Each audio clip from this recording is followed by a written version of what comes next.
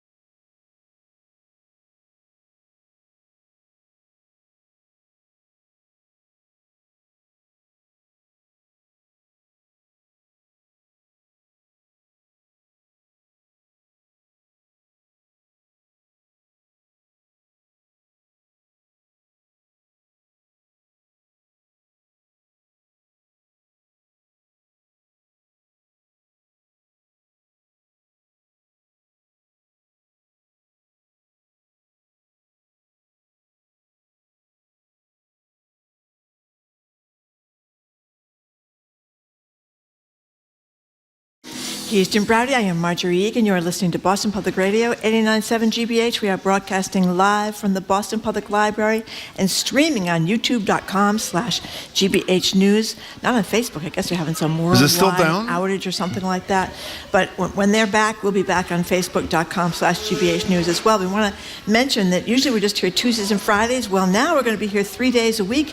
Tomorrow is going to be our first Wednesday at the Boston Public Library with Harvard's Juliette Kayyem, NBC Sports Boston's Trinity Casey, Frontline's Rainey Aronson-Roth, ahead of her Oscar nomination for Frontline's unbelievably, it was an amazing piece of journalism, 20 Days in Mariupol. They were nominated for an Academy Award. And the return of Boston Public Radio's Music Roundtable with GBH's Jane Bennett II, Berkeley's Emma G. Price III, and CRB's Brian McCreath. Hi, Jim. Hey, Marjorie. And it's voting day. As everybody knows, we'll talk a lot throughout the day about Super Tuesday, including in Massachusetts. If you haven't voted, go vote. We're joined now at the Boston Public Library by Police Commissioner and Chief of Boston Police Department, Michael Cox. He's here for the whole hour, taking our questions and yours for Ask the Commissioner. If you want to reach the Commissioner, you're allowed to applaud. You can reach him by calling or texting 877-301-8970. And if you're at the library, you can go find one of our colleagues over there and ask the question directly to him face to face. Good morning, Commissioner. Did you vote? I did vote. You did vote? Yes. Who'd you vote for? I'd rather not say. Okay, just thought I figured at the beginning. He asks everybody that and tries to get them to admit it. I don't think anybody's admitted who they voted in all your times. Was anybody at your polling? I'm just curious. I went this morning and I was it. I was also when I went by this morning. So. I hope it picks up as the day goes on. Well, it's good to see you. Thanks so much for being here today. Thank you very much for being with us, Commissioner. So Mayor Wu has just announced she's reached a new contract agreement with the Boston Police Detectives Union. Already a contract was reached with the Boston Police Patrolmen's Association. It's got some significant reforms. Tell us about it. Well, similar to the patrolman's contract that we signed earlier, was very significant in the sense that officers are now voluntarily, giving up their right to appeal certain discipline findings that we come across. And the significance of that is that I don't think there's any place in the country that currently does that, where officers are voluntarily, suspending their right to appeal a decision. And we've been on the bad end of those appeals over time, where officers have done some significantly horrendous things and have been hired back because they were able to appeal to an arbitrator who actually gave them their jobs back. So that's a very, very big thing for us. And so another union has actually stepped up and shown that they want to build trust with the citizens. They want to build trust in the city of Boston. So they're voluntarily going to accept this. So this is avoiding arbitration, that they can go and appeal in arbitration. Yeah. And these are pretty serious crimes: murder, rape, kidnapping, drug trafficking, human trafficking, armed robbery. They are still able to appeal excessive force allegations. Mm-hmm. And do you think that should be arbitrated as well? Because excessive force is what concerns many people, particularly in the black community, who allege with veracity that they have suffered significantly at the hands of police over the years. This is a contract, so we just agreed to it. So I'm going to say that people have the right to appeal whatever it is that they think that they should appeal. The fact of the matter is that if we find something, if someone is guilty of something, and I fire them, or the police commissioner at the time fires them, they've shown significant behavior that's shown that they shouldn't be a police officer and they can't be a police officer. And so for an outside person to come back in to actually give them their jobs back, that makes it very, very difficult for us as a department. Yeah. And actually, to the public as well. And so, use of force is a little, tricky in a sense because it's a catch-all phrase. It could apply to how I, put handcuffs on you and you're like, oh, I felt they're too tight or what have you, right? Yeah. And that would be a use of force all the way to excessive use of force. I mean, truly excessive in like Rodney King situations or those kind of things. And so it's not that simple to just, put a category out there and say anything in this category, you shouldn't be able to appeal for. Just one more thing about this. I did not realize that last year 5 police officers were fired and then rehired. This, of course, is before you got the new contract saying that certain things. Can you tell me what kinds of things that they were fired for? I not offhand. Unfortunately, once we, go do away with a person, we kind of move on for the ones that are still here. But the fact is usually. People can appeal all types of things, and they've had their jobs back as a result of that, usually from, criminal behavior where the charges weren't proven or somehow the charges were dropped. And so, we had to probably bring them back on as a result of that dual But you would arbitrator. prefer, I would presume that those people were not rehired? If we fired them, yeah. if I fired them, I absolutely, okay. I don't want them back. Okay. Right? So I can't speak to other administrations because I'm not familiar with the cases. Okay. The number's 877-301-8970 if you want to call or text. The commissioner of the Boston Police Department is here with us for the hour. Just one last thing about this, and I know we should ask the heads of the unions, and we will in the days ahead. This is a kind of reform that mayors have talked about forever. Mm-hmm. Mayor Wu, to her credit, we've got to say, said to us repeatedly on this show, I will not sign a contract unless these kinds of reforms are in there. And they were. Why did they agree to this? I mean, what did the city have to give up? What did the department have to give up? Obviously, there's quid pro quos. That's not a negative term. That's the way the world works. What did the city have to do to get them to agree to this? Well, it's a contract, and they'll always negotiate it, and I think it's a 23% raise over a 5-year period, which ends up to being a little over 4% over that time. So, financially, I'd say that is it. But more importantly, it is, people talk about reform in police and changes, but the fact is that, we have officers here that are different. Police departments are different, just like every organization is different. And I think, we were able to get across certainly to the people in the unions where we need to show how we're different, and this reform doesn't impact them because, as Larry Calderon actually said during the press conference previous. That's a patrolman's union. That's a patrolman's union. That the worst thing that a police officer dislikes, is another bad police officer, and this is putting their money where their mouth is around that. And it's also, important that we're talking on the negative side, but the fact is they do really good work. The detectives do extremely good work. And this is just really actually showing them appreciation for the work that they do in the city, which I'd say is one of the safest in America. We're talking to Michael Cox. He's the commissioner of the Boston Police Department. If you want to talk to him or ask him a question, the number is 877-301-8970. So you spent 3 decades plus as a cop here. Then you went to Ann Arbor for a brief period of time, be the chief there. Came back roughly a year and a half ago. What have you learned in the last year and a half that you think makes you better or different at the job you're doing? Just like with life, you learn a ton over time in general. And so being a chief in another state, another city, another region, it's really eye-opening because it's not where I grew up. It's not where I learned the job. And so I learned quite a bit in a lot of ways just from doing this job. Like what stands out? Well, so I also did it during COVID, right? Mm-hmm. So that was a big change for everyone, right? So I was there for 3 years, and so that whole pivoting from what you did do to having to, get through that, there's a tremendous learning curve. I don't care what organization you're running, to have to pivot on the dime and handle all the issues revolving that. How about the year and a half here? So coming back, you come back to an organization and you realize that there's some things that, that we're good at, that stands out, and then there's some things that we need to improve in. Like what? Or maybe, just technology, things of that nature where, I probably came from a department that actually had more technology, had more tools to do the job. Ann Arbor. Yes, that, more efficient, even though it was much smaller. I would not have expected that had I not, left and actually had the opportunity to see what it's like on the other side. And so there's quite a few other things out there. How about being the boss? I mean, how does that feel to you after having been a rank and filer and obviously risen through the ranks? It's a whole different dynamic when you're in charge of all these men and women as opposed to being one of the men and women.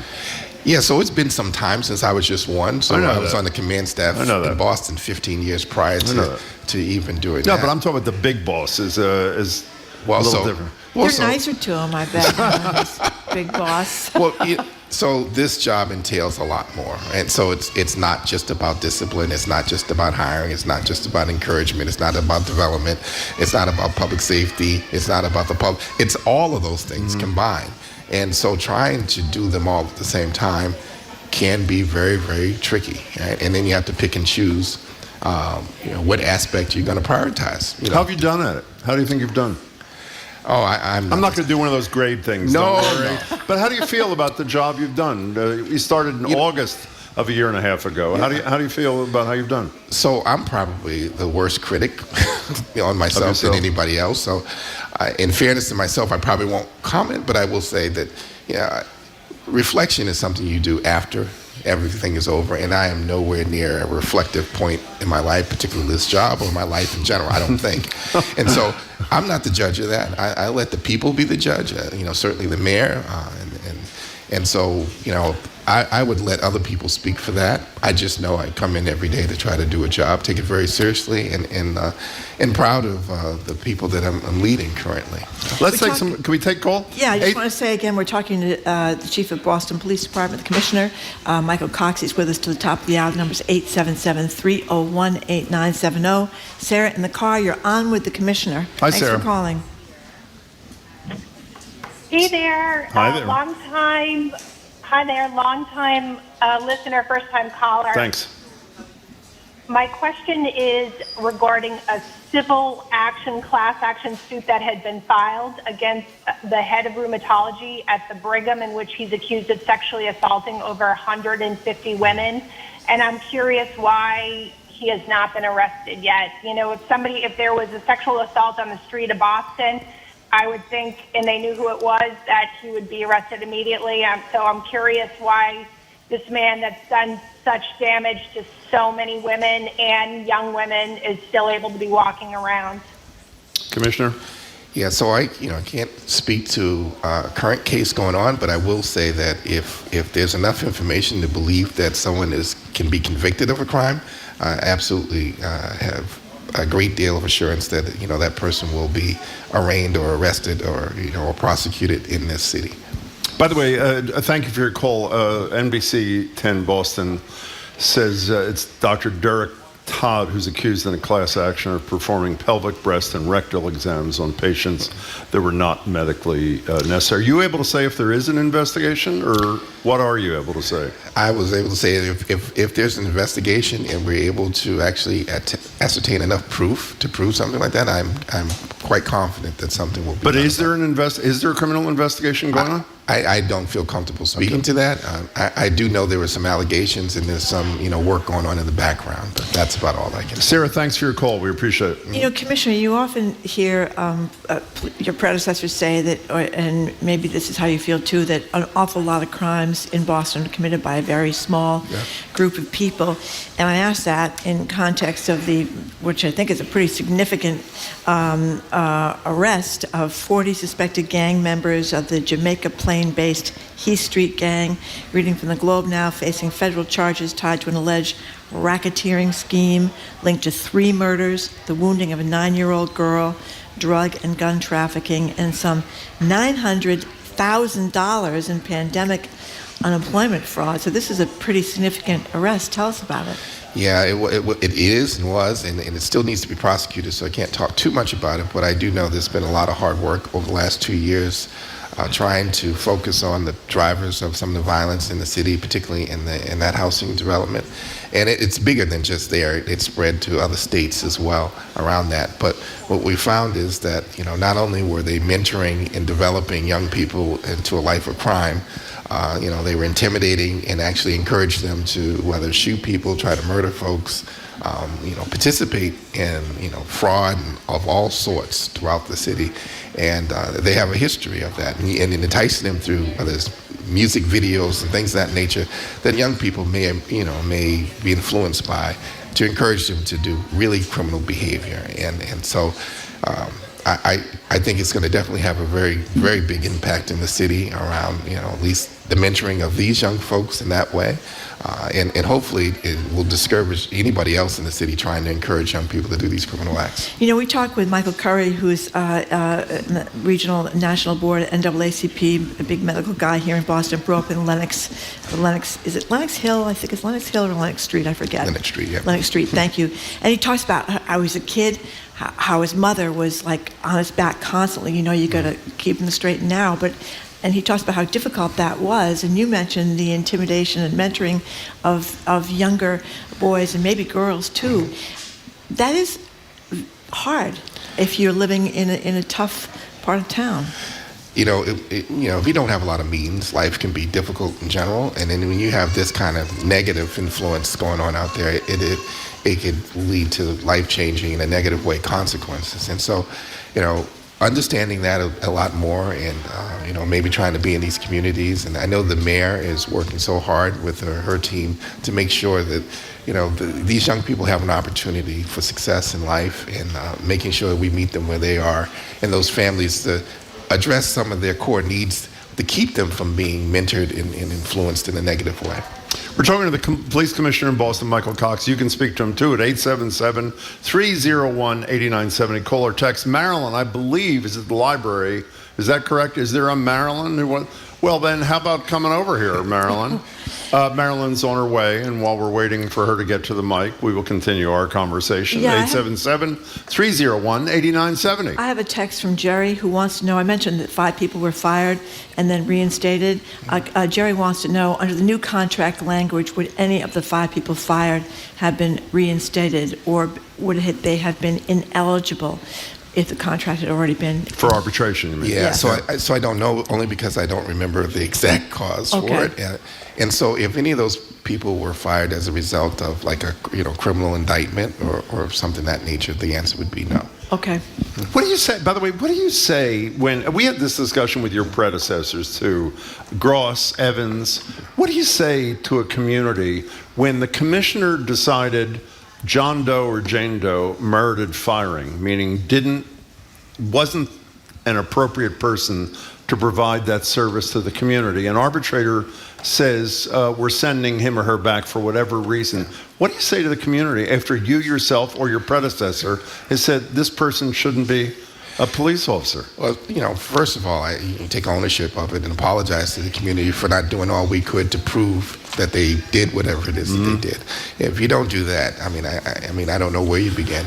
And first and foremost, that's really what it comes to. We need to always document, our behavior, both good and bad, so we encourage good behavior and discourage bad behavior in that way. And so if somehow, we don't do all the things that we do and someone gets their job back due to technicalities, and more importantly, due to a weak investigation, we should own that, right? And actually apologize to the public for that. And so we're doing all we can to do to make sure that if we fire someone, that they don't get rehired. But in some cases, some of the arbitrators did what they did just out of a whim, right? And you've done really good jobs around some of this stuff, and they've not taken into consideration the facts that we did. And so that's why it's so important to take it out of that arena of decision making, where people who aren't listening to the public don't have to pay attention to the public, making decisions regarding employment in our department. Marilyn, you are now at the mic, and you have the attention of the Boston Police Commissioner. Welcome, Marilyn. Thank you. Welcome. to you as well, Commissioner, to this great program we see every week. I live in one of those lively neighborhoods, and I want to ask you to increase the amount of officers you have assigned to your CSO. The community service officers are fantastic. I live in C11. They helped me through the pandemic, as well as our senior response officer over there, Carol Collins, stayed in touch with me, but she let me also feel like I was in control of how we were they were checking to make sure I was all right through this entire pandemic. And I met some other ones that we did projects with, including with our youth, Manny. He's over the youth people down there, and the seniors and the youth did a project together to help the community during that too. But the most of all now, with everyone coming into our country, a lot of them we don't know anything about, and settling in the different neighborhoods. Mine is one. That's why I think you need to increase the amount of officers, and you are very careful of who you pick to be those officers, which is important, because they have come in and settled down situations, calmed them out before it became an explosive things. We have so many people from other countries with a different background of law enforcement, what's right, what's wrong, and then we have our rules, and sometimes they can then turn into a crime. So, Do you have a question, Marilyn? It's Yes. very good to hear people saying good things. of why you can't increase the amount of people in this department. Excellent question. How about it? Well, actually, it's an excellent question. Thank you, I appreciate Marilyn, by the way. all the support for our community service officers. They do a tremendous amount all throughout the city, so thank you for that. We are trying to increase the number of people in our department, and so one of the ways that we're doing that is we did a pretty large marketing campaign with the help of so many good people in our department, trying to make sure that people understand what police do, why we do it, the importance Did you of do it. the Celtics? Didn't you do something that? Yeah, they volunteered or helped us out by putting some stuff up on the Jumbotron. We had, I think some billboards throughout the city. We have marketing on our cars. There were quite a few things that we did to try to increase the number of people who actually were taking our exam, because if you don't take our exams, you can't get on our job. Right. So we increased it from like 100 people that we had signed up to well over 1,200 people who signed up to take the exam after we bombarded them with a lot of information. And so I'm grateful to that. We're going to have to continue to do more of it. But one of the things that we have to do is to, stop this dialogue that police are bad, in a sense. Officers don't sign up to do this bad things. They sign up to serve the public, and they do a very good job of it, particularly here in Boston. I'm not going to speak for other places because this is where I know. And so I think that's important. Young people are influenced by what people think, and if the only narrative that's out there is that police are only bad or what have you, it's hard to get them to sign up to do this job. And we need them because it's a young person's job in so many different ways. Let's go to Keith in East Bridgewater. You're on with the Commissioner of the Boston Police Department. Welcome, Keith. Hi. Hi, Commissioner. How are you today? Thank you, sir. I am calling in the respect of justice for Karen Reed. I know that you have been out of office, like you guys were talking about earlier in the conversation. And I was curious, because the trial is coming up in March, if you have taken any time to really focus on this case and investigate it yourself. And you're making reference to the homicide case Of John O'Keefe. John of O'Keefe. Boston College in Allegedly, Canada. Karen Reed was. She's charged with. She's charged with leaving him in a snowbank outside he's a Boston police officer, where he Allegedly. died. Yeah, so it sounds like the criminal justice process is in the works around that case, and I mean that's all I can really speak to. I think there was a charge, and then there needs to be a court trial to either prove or disprove whether this person was involved. I don't really have much of a say in that, and so certainly until it's over. Yeah, Keith, thanks for the call. It was in a different town. Was it Canton. Canton. Canton, I believe Yeah, it that's was why in I thought it was outside It of. is, yeah. It was outside of Boston. you mentioned before that, well, I did, the new police contract, and how Larry Calderon talked about, it's not good to have bad cops. I mean, this is going to help that in that regard. You know what I think is another thing that's significant in this contract? We talked about a police officer who was allegedly involved in down January 6th, and he had been on medical leave, it seemed like forever. Now, one of the things that you've got in this contract is that if there's a disagreement between your physician and the other person's physician, the police officer's physician, you get an independent physician in there, because I think a lot of people in the public are sometimes suspicious of people being out on medical leave for like 2 years. How significant is that going to be? No, that's important, because that's been an impediment for us to get people back to work, or actually get them out on disability retirement, so we can actually hire more people in their place. And so, again, these kind of things mean a lot, to making sure we are able to get officers back to work quickly. We're able to get officers, either the help they need, or to move on to another career if they can no longer do this. And so, most people don't understand, understanding that we do get hurt in this job. This is like a physical job around that. But getting officers back to work as fast as possible is an important thing. People sitting at home, other than trying to recover from their injury, but sitting at home usually doesn't bring good things to people. Getting them back to work from whatever they have is a good thing. So. But I don't understand. I'm not familiar with what Marjorie was talking about until she said it, but how is that third voice any different from having an arbitrator in these other cases, which you were working to get rid of? It's an outside entity who breaks the tie, essentially. Well, it's a medical professional, right? So the medical professional... Well, it's a legal professional in an arbitration case. Well, yeah, but in a sense that it's really about, can the person come back to work? If a person has a friendly relationship with the doctor, I'm sure, medicine has their own code of ethics, but sometimes, people are biased in that way.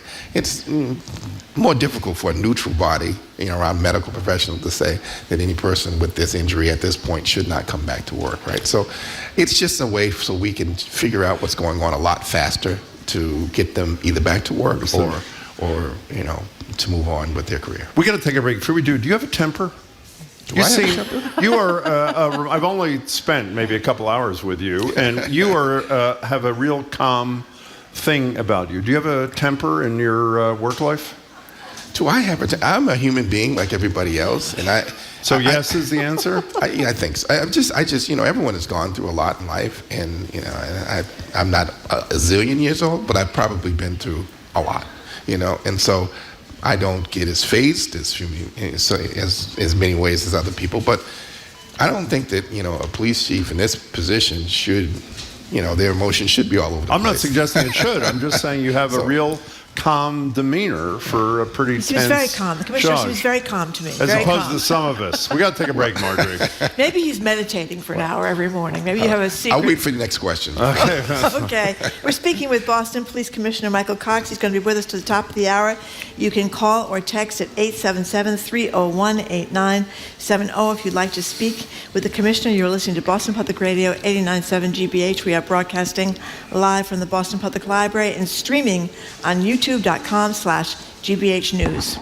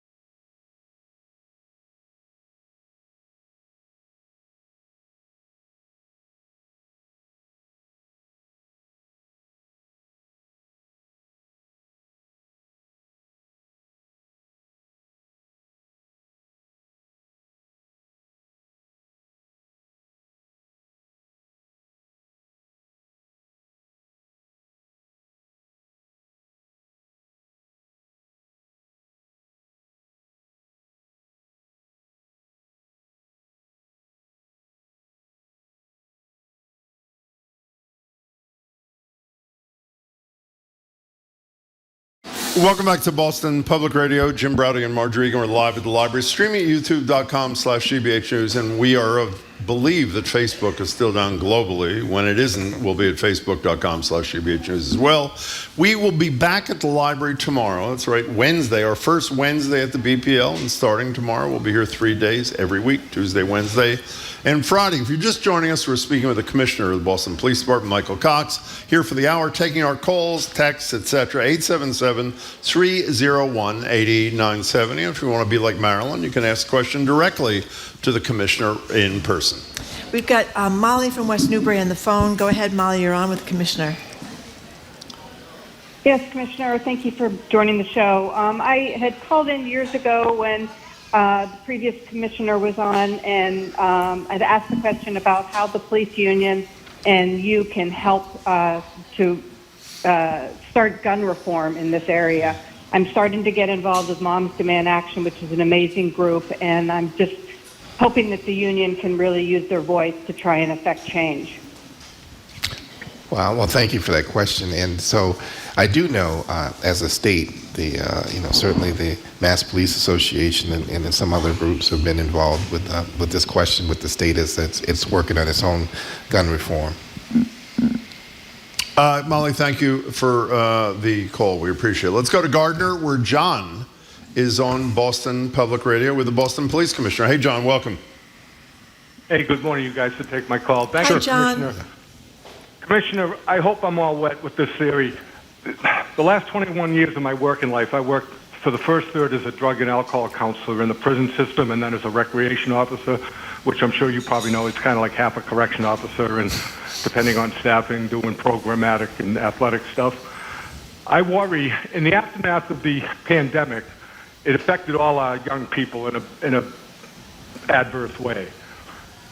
I'm worried that in the aftermath of that and the George Floyd murder, that a lot of black kids and Spanish kids, I assume to a degree, have gotten the message that all cops are crap. And I wonder if those two things put together have sort of put the black kids in the community even more at risk of being sucked into the vortex of the bad guys, if you will. I hope I'm wrong, but I'm wondering your thoughts, and if I'm somewhat on the right track, what plans you guys have going on about that. John, thanks. No, I appreciate the question. And so I wouldn't, go as far as to say just because of the, George Floyd and some of the protests and things of that nature that all the black kids are struggling. I mean, COVID has impacted everyone, adults, female, male, young, old, doesn't matter what color, race, creed you are. And so, we're coming out of that, and so I will say the recruitment part, trying to get people on the job is difficult. But in fairness, I look around and I have conversations with people in the medical industry and publishing. It doesn't matter what industry that they're in. People are struggling to hire people and get people to stay and retain people.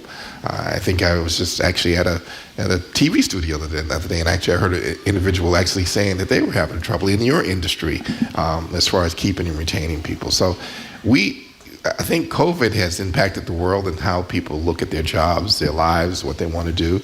And for some reason, I don't know where everyone's going, what field they're going into. Everyone is kind of struggling to hire. And so I think we're on that end of it too. Plus our job, the work-life balance, is not like other professions. You can't work from home and do this job. And so that certainly ends it for a lot of people as well. But we're doing what we can to make sure people understand the important work of what we do and that we're here to serve the public in the best city in America. John, thanks for the call. This is an interesting question. The Atlantic magazine, this is from a texter, had an article about stopping a mass shooter. The article highlighted the lack of training for police and how to handle these situations. Let's hope we don't have a mass shooting here. But the texter wants to know, what is the training for Boston police officers in regards to a mass shooting? Yeah, so it's active shooting training. Well, mass shooting when you say that, but all our officers are trained in active shooting. So if something were to happen, they know what to do, or at least how to stop that threat as fast as possible around that. And so that's something we always need to do and practice and train for. It seems to happen more and more in this country, and so we have to have officers that are prepared to deal with it as fast as possible, and we do, and we've been doing that for years now. When you see situations like the nightmare in Uvalde when several hundred police officers who were armed as heavy as the individual shooter, yet didn't go in to try to help these kids for, I think, roughly an hour. What's your reaction as a lifelong cop, Commissioner? That was highly unusual, in my opinion. Now, this is another agency, another place, and I shouldn't speak to it, but our active shooting training officers are, trained to go in as soon as possible because time is your enemy in those cases. And so I think it was a severe lack of leadership. I think based on what happened, I think the leader there was actually informing or telling people not to go in, which is the exact opposite of what you should be doing. And so I don't want to second guess, those folks, but the fact is our officers are not trained that way. They're trained into actually, meeting up the threat as fast as possible, and we'll continue to train people for this. When there's a high-profile situation where cops have behaved horribly and sometimes in deadly fashion, whether it's in Minnesota with George Floyd or in Uvalde in Texas, does that trickle down to a local department even though your cops and you have nothing to do? You know what I mean? Because it is part of the atmosphere that people are talking about in your community in Boston. And if the answer is yes, what do you do about it? Try to explain to people that, one is that's another agency, and then two, try to explain that why we might be different, why we wouldn't act in that way. Our profession is a little different than other professions. If a teacher does something in California, no one's going to question what a Boston public school teacher here is doing. Well, if a police officer does that in Arkansas, everyone is standing in front and might even protest against our officers here, and we are so far removed from that. Look at this country, and you look around. It doesn't matter where you go, all right? And you go to Mississippi, Alabama, Arkansas, California, Boston. Every place is different. Guess what? The police departments are different too. And so there might be some general standards, but the fact is we don't all have the same standard. We don't hire the same. We don't have the same culture. We don't emphasize the same things. So therefore, you get a different product.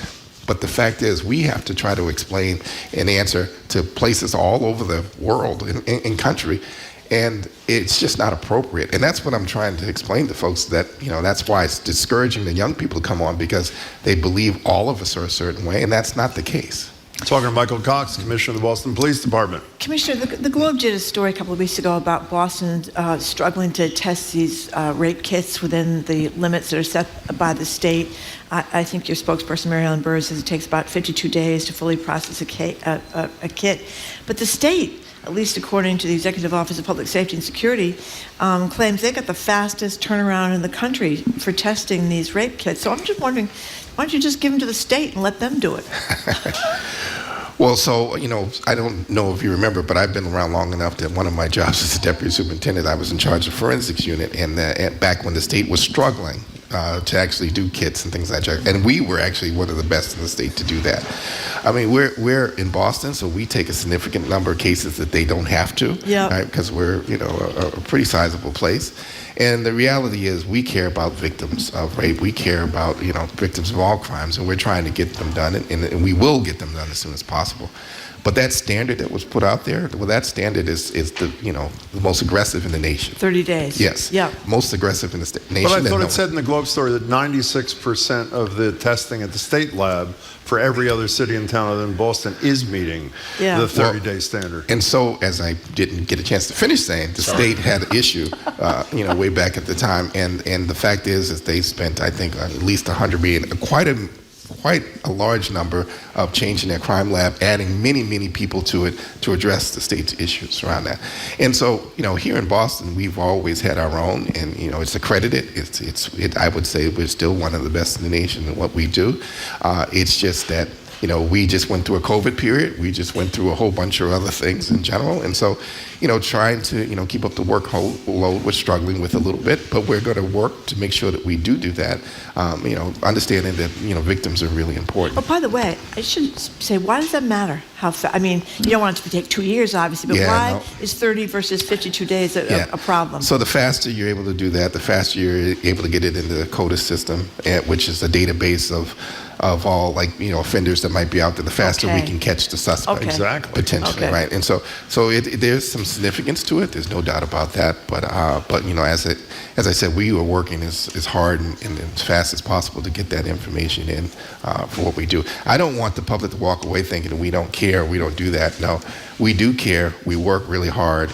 And more importantly, that standard that's put out there is not a standard that the whole country does. That's more of a 90-day standard, and we are trying to meet Massachusetts' aggressive standard, which I Okay. appreciate them doing that, right? It's pushing our industry into making sure that we get this done faster. And so we're absolutely committed to making sure we do. You said a couple of minutes ago, every police department is different, and you have good cops here. I want to continue a conversation we had last time you were in the studio about Captain John Danilecki. You were with us, I don't remember what month, but said the decision on an excessive force complaint against him based on a confrontation in Dorchester, I think from 2019, was imminent. It did come out a couple of weeks later.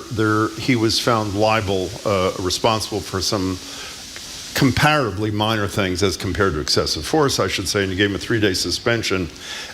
Internal Affairs initially found that Captain Danilecki had used excessive force, but you sent it back for a new review. Why did you make that decision? So, as I said the last time I was on and we had this discussion, there's only one decision when the commissioner makes it. It's the commissioner's decision on the case. And prior to that, there are no decisions, right? Prior to that, it's just people going through a process. And part of the process is things get reviewed, making sure that it's thorough, making sure that all the facets of the case are done. And then at the end of the day, it's my call on whether or not the person is, did what they did in the charges and the actual punishment that they actually get is given by me. So what I apologized for to the Globe at the time is that prior to my arrival, I think at some point somebody gave out data to media saying that this case was resolved and done.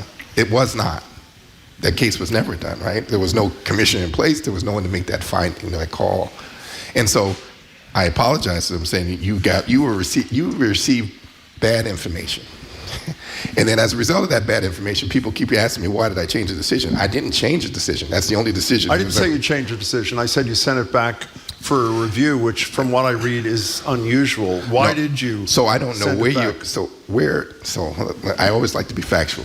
Where does that? Same Boston Globe. Tom Nolan is quoted saying it's quite rare for. So I know Tom Nolan for whatever, but I don't believe Tom Nolan ever worked in internal affairs a day in his life. Okay, but so forget that. Forget the question. I'll be as narrow as possible. I'm not saying you changed things. You did send it back for a new review, and it's a simple question. Why did you send it back to Internal Affairs? So, and I'll try to answer that as simply as possible. We get tons of cases. We review that all the time. That is not unusual. We do it quite often. So it's not about sending it back. If someone sends it up with typographical errors, if there's misspellings, if the finding doesn't make sense, there's a lot of reasons why you send stuff back. Well, why did you send this one back? Because I was not happy with probably some aspects of it, didn't understand or didn't whatever. The point is, it happens all the time. And so what worries me though, and this is what worries me about these cases, is that I came into it and I told people that, this is the process, but then it doesn't go away. It's like it doesn't die. So that tells me internally someone is putting something out there. And that worries me because I'm the head of the agency. I told you the reason, but it hasn't died yet. And so I don't know why we're stuck on this. Well, I can answer that in a couple of ways. One, you were asked when you were at the editorial board of the Globe after the decision about transparency issues, and your quote is that this is complex. While police are not as complicated as doctors, if you're not in the same field, it's really hard to be on the same page about what you're going to find. I would argue, I don't live in Boston, but I work in Boston, that the public hasn't seen great transparency here. We don't know. I don't know why you're hesitant, for example, with all respect, Commissioner, to answer the question about what specifically you found merited it being sent back, and maybe that would cause this to go away. Actually, it won't go away because you won't let it go away. The fact is that the case came, there was a finding from me, it's over, right? That's how it always worked. I don't believe any other commissioner's probably been asked about any other case. That's how it works. There's only one finding. When the finding comes out, it's from the police commissioner. Anything else is not a finding from the police commissioner. And so the premise that you're saying is that someone in your organization made a finding other than me, and therefore I changed it. I didn't change anything. By the way, with all due respect, you are putting words in my mouth that I have not said. All I said was, which I believe is factually true. Well, I would never want to do that. Internal Affairs reached a conclusion. You sent it back for a new review. Is that not accurate? Not accurate. What's not accurate about it? There's only one conclusion, and that's of the police commissioner. I'm talking about the Internal Affairs making a conclusion. I know it's not. Okay, one last question on this. You say it's over. There was a report in the Globe a couple of days ago that a complaint was filed with, Post Officer Standards and Training, the relatively new statewide police watchdog, suggesting that Captain Danilecki, when he said that he ripped up this Black Lives Matter sign, was doing it because there were looters involved in the situation. It was a looter who had the sign, he was ripping it up, etc. This camera video purports to show, I have not seen it, but purports to show that in fact they were not looters at all. They were walking by taking a photograph of a storefront with some sort of Haitian poster or something. I know that the Post people allegedly are looking into this. At this stage, I just don't understand the process. Do you relook at things based upon this, or? No, so I don't need to relook at it because we looked at the facts as what they are and all the facts that we had, and we made our finding on it. And so, from our perspective, we moved on. So we have an employee that did something. We found that they did something. We disciplined them, and they still work here. So from our perspective, they have the opportunity to move on with their career and actually have a great career. We can't get stuck in a place and just say, you know what, you're bad yesterday, you're bad today, you're always going to be bad. But what if the video does show that he, let's be kind, misrepresented the facts? I don't know how a video could show that, right? So we had video of the incident, we investigated with all the facts. We're in the business of investigations, and the fact is we came to a conclusion. I don't know how they could come to a different conclusion unless they have different facts. I don't think that they will.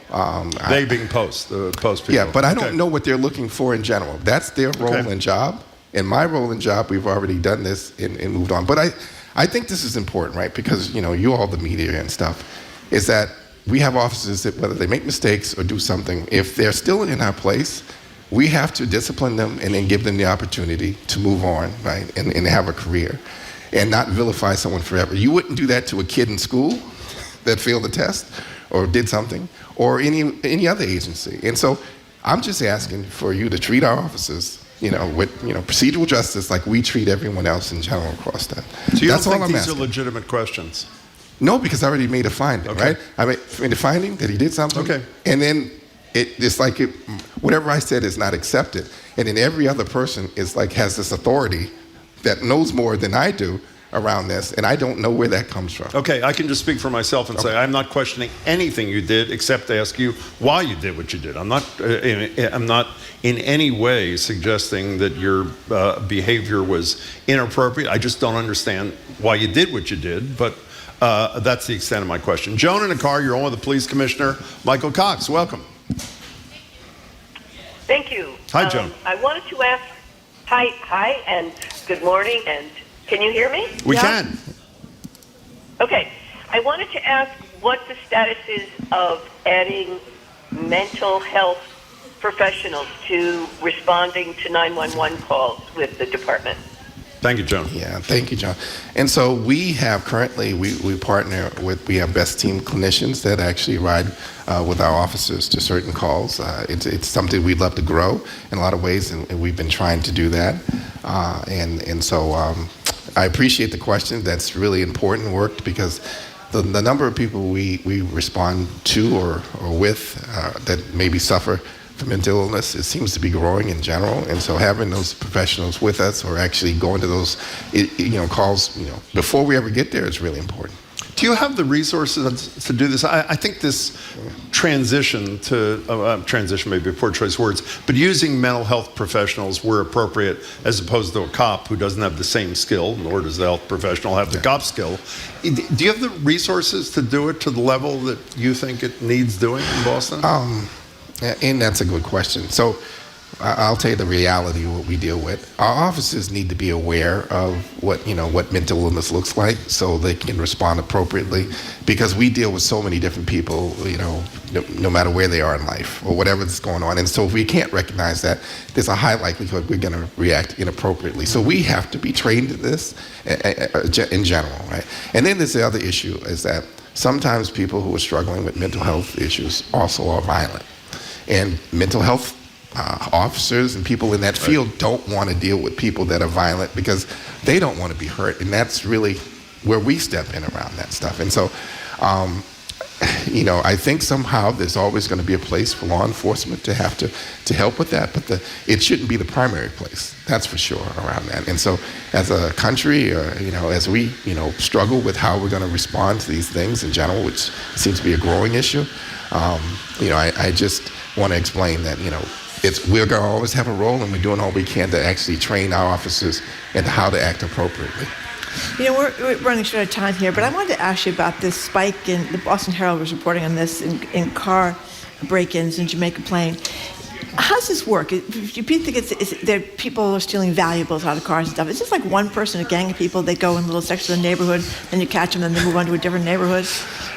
So that's based on her police training, and she's asking that question. I don't know. I don't know. And it's different. I will say this: that target hardening is really important. So if you leave valuables in your car and your door and open, it just makes for an easy target for people that might be walking down the street in general.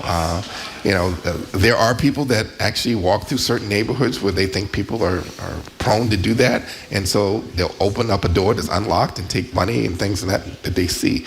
So I always encourage people to lock your doors and windows and car, and don't leave valuables open to the public to entice people that might be looking for this easy score. Do we have a lot of break-ins of cars in Boston? So we do have a fair number of break-ins. Last year, the number went down. Right now, we're a little ahead of schedule for this year's stats, but it is the issue. But most of the things that happen, and this is what I think is important for the public to know, people leave their doors unlocked and they leave valuables in their car. So anyone walking down the street can see, there's money and the door's unlocked. Let me go take this. We only have a minute, and I'm embarrassed we didn't ask this earlier. What are the violent crime numbers? I'm not, quickly if you can. I'm sorry to broach it earlier. Well, currently I think we have, one, homicide, and so we're doing a lot better than we were last year. And by the way, last year, as a year, I think we had 37 in general, which is some of the best numbers that we've had since we've been keeping record in general. And so, knock on wood, if there's wood here, we are on our way to another, a pretty good year here. But it's a long way to go, and we have a lot of work to do, in cooperation with certainly the public, the city, and so many other partners that we have to address violent crime in the city. I don't know if anyone ever does, but if you go out and look at the statistics of other cities, Baltimore, New Orleans, Washington, D.C., San Francisco, pick a city. You will find that our numbers are a lot better than most of these other places around that.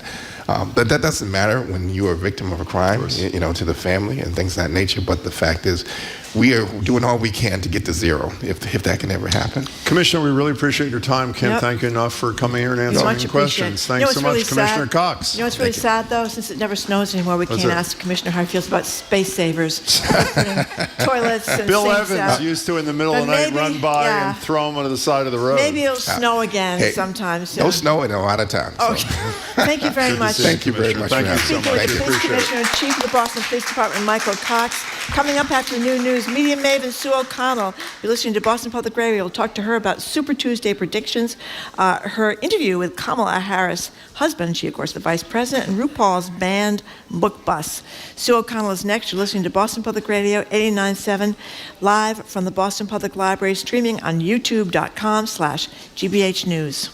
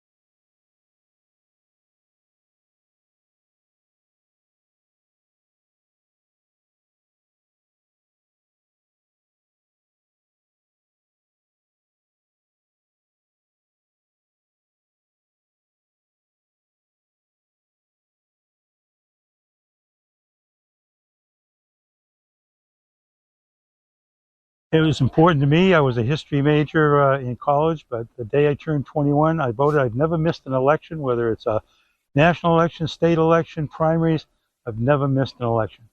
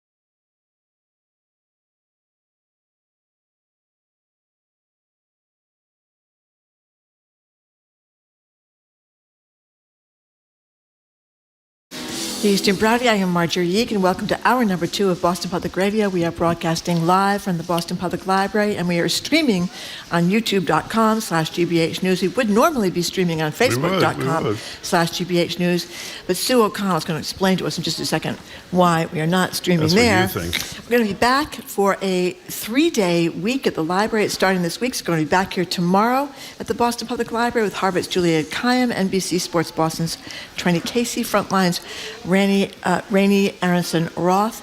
Her Frontline documentary, 20 Days in Mariupol, has been nominated for an Oscar. That's incredible. And we're also going to have the return, I'm so excited about this, our roundtable, our music roundtable with GBH's James Bennett II, Berkeley's Emma G. Price III, and CRB's Brian McCreath. Hello, Jim. Hello, Marjorie. So we're joined now. Well, let me be clear. We were supposed to be joined in person by Sue O'Connell. That didn't work out. She ditched us. Then she was going to join us on Zoom.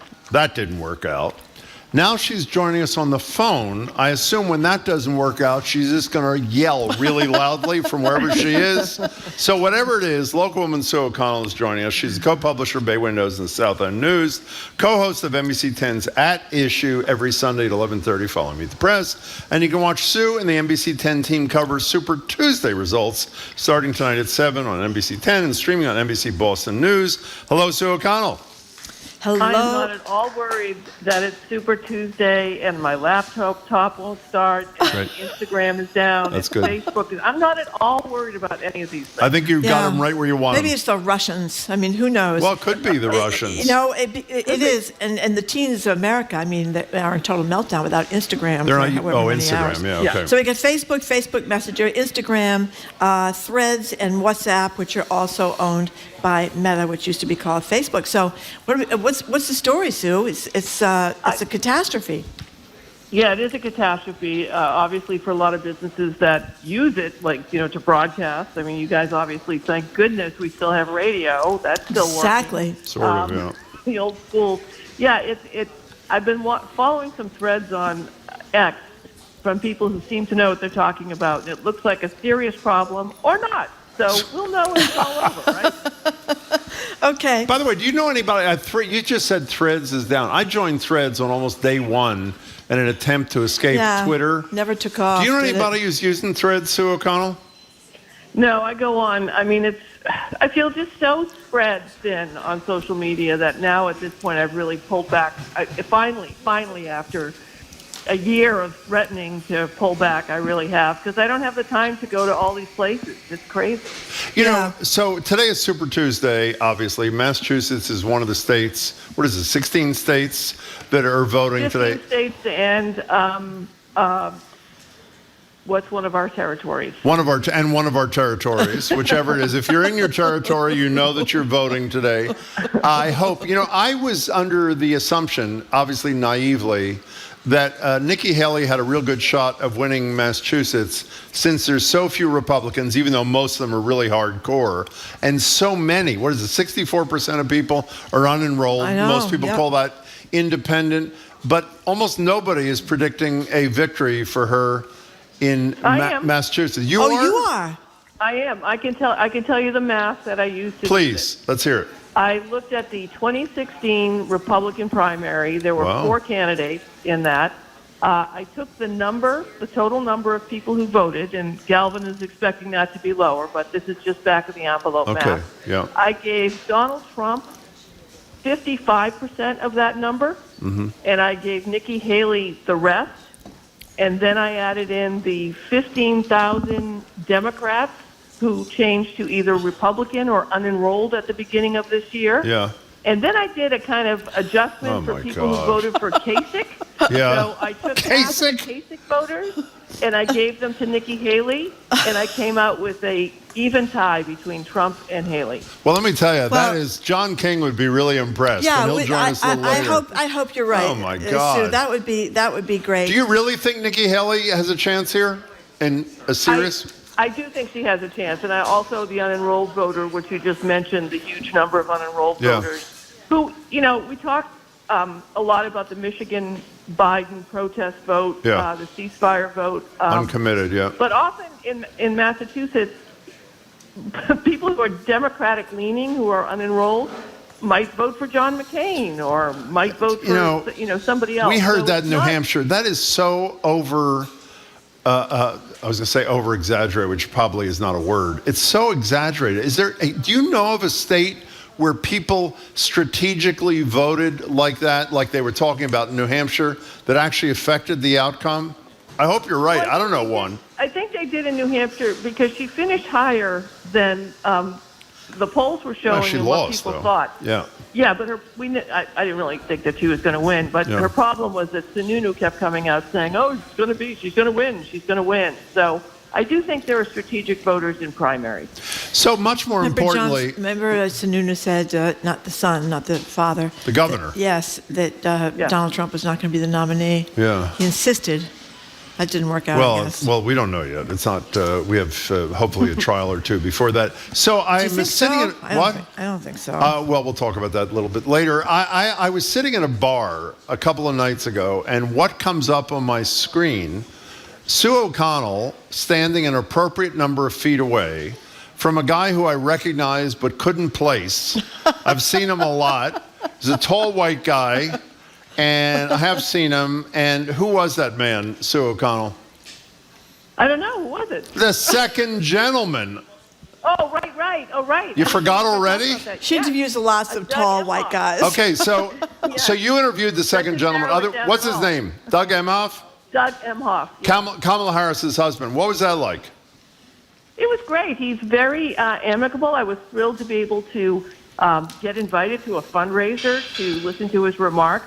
Most press don't get to go to. We weren't invited, by the way. We were not. We were not invited. Exclusive interview I had, a very exclusive. Yeah. And we talked about his efforts around anti-Semitism. I think he gets a little short shift. He's the OG SG, the original gangster second gentleman, and he's the first person of the Jewish faith who's in that circle of spouses. So he's got some history that he's making himself, but I think you're going to see more of him on the campaign trail. He's a soft-spoken, thoughtful guy. I wish he had made a better case for his wife, Kamala Harris. Don't leave that. What do you mean by that? Exactly. How did he not? I asked him the most softball question I think you could possibly ask a spouse, and partially just because I always feel bad for the spouses and the kids, so what'd you out there ask? On the campaign trail. I just said, what is it about Kamala Harris that you see that some of the voters who are not 100% on board with the Biden-Harris ticket don't see? So what did he say? I really can't come up with anything? Good question. What did he say? Well, he started listing her accomplishments. You should see her. She just did this. She just did that. She like all the work things she wants. And, I think it would have been a better answer if he said, I see her get up every morning and want to fight for America. I see her around the house when she's cooking because we know what a great chef she is. Bringing that passion to, making an omelet as she goes to solving the, some personal. Yeah, he really should have taken your advice. I'll tell you, if I knew that a vice president was making excellent omelets in the morning, I'd gravitate towards them. That is totally, Listen, yeah. I just wanted him to be Tipper Gore. That's all. Yeah, I remember Tipper Gore with her crusade against the naughty lyrics But she and was hip also a hop. great drummer. She was a good drummer. Tipper Gore? Yeah, she was a great drummer. I didn't know. I did not know that. Know that. Okay, so the New York Times is taking a lot of grief for its reporting on sexual violence, weaponized sexual violence on October 7th by Hamas against Israeli citizens. The Intercept has done an investigation questioning some of that reporting. What do you make of this, Sue? Yeah, it's a long string, it seems, in some issues that the New York Times are having. Listen, it's very hard to report things that happen during what they call the fog of war and during attacks. And as we know, first-person accounts, no matter what it is, are always hard to rely on because when it's happening to you, you're not really worried about paying attention exactly to what's happening or what you're seeing. But they had some reports that seem to disagree with what the participants, the victims of the attack, said happened. And then they continue to go forward with that. And according to the reporting that's being done by The Intercept and by some other outlets, it's come to a head when it comes to The Daily, the podcast that we all love so much, where The Daily wanted to do some more investigation into what may or may not be the inaccuracies in the New York Times reporting. But the New York Times editors, it's reported, are concerned that then that might totally taint their original story, which I think is what the point of what the Daily's trying to do. So it's just some very confusing reporting. There's been a writer that was associated to it that doesn't seem to have the chops to be somebody who should be working on a story like this. And, of course, the dreaded social media rears its heads again, where this contributor had been liking posts that were definitely of a political nature regarding the story that he was covering. So it's by the way, it's worse than of a political nature. Yeah, the post they liked talked about turning Gaza into a slaughterhouse. Was this woman's name is Anat Schwartz, who's a celebrated filmmaker, but has never done anything like she was asked to by the New York Times. That's a lot of the criticism, that why were they having this woman who seems to have a bias here, Horrible, and no experience doing this. And no experience. Why was she the... But can I clarify something? There's a story in the New York Times, well, everywhere today, that the UN also spoke on this issue, and I think there's some confusion. And if either of you think I'm misstating this is really important, please feel free to correct me. My understanding is what the Intercept said was not that there were not individual instances of where Hamas perpetrated sexual violence, rape, and other sexual crimes against Israelis, but that it was not a weaponized, systemic thing as was originally reported by the New York Times.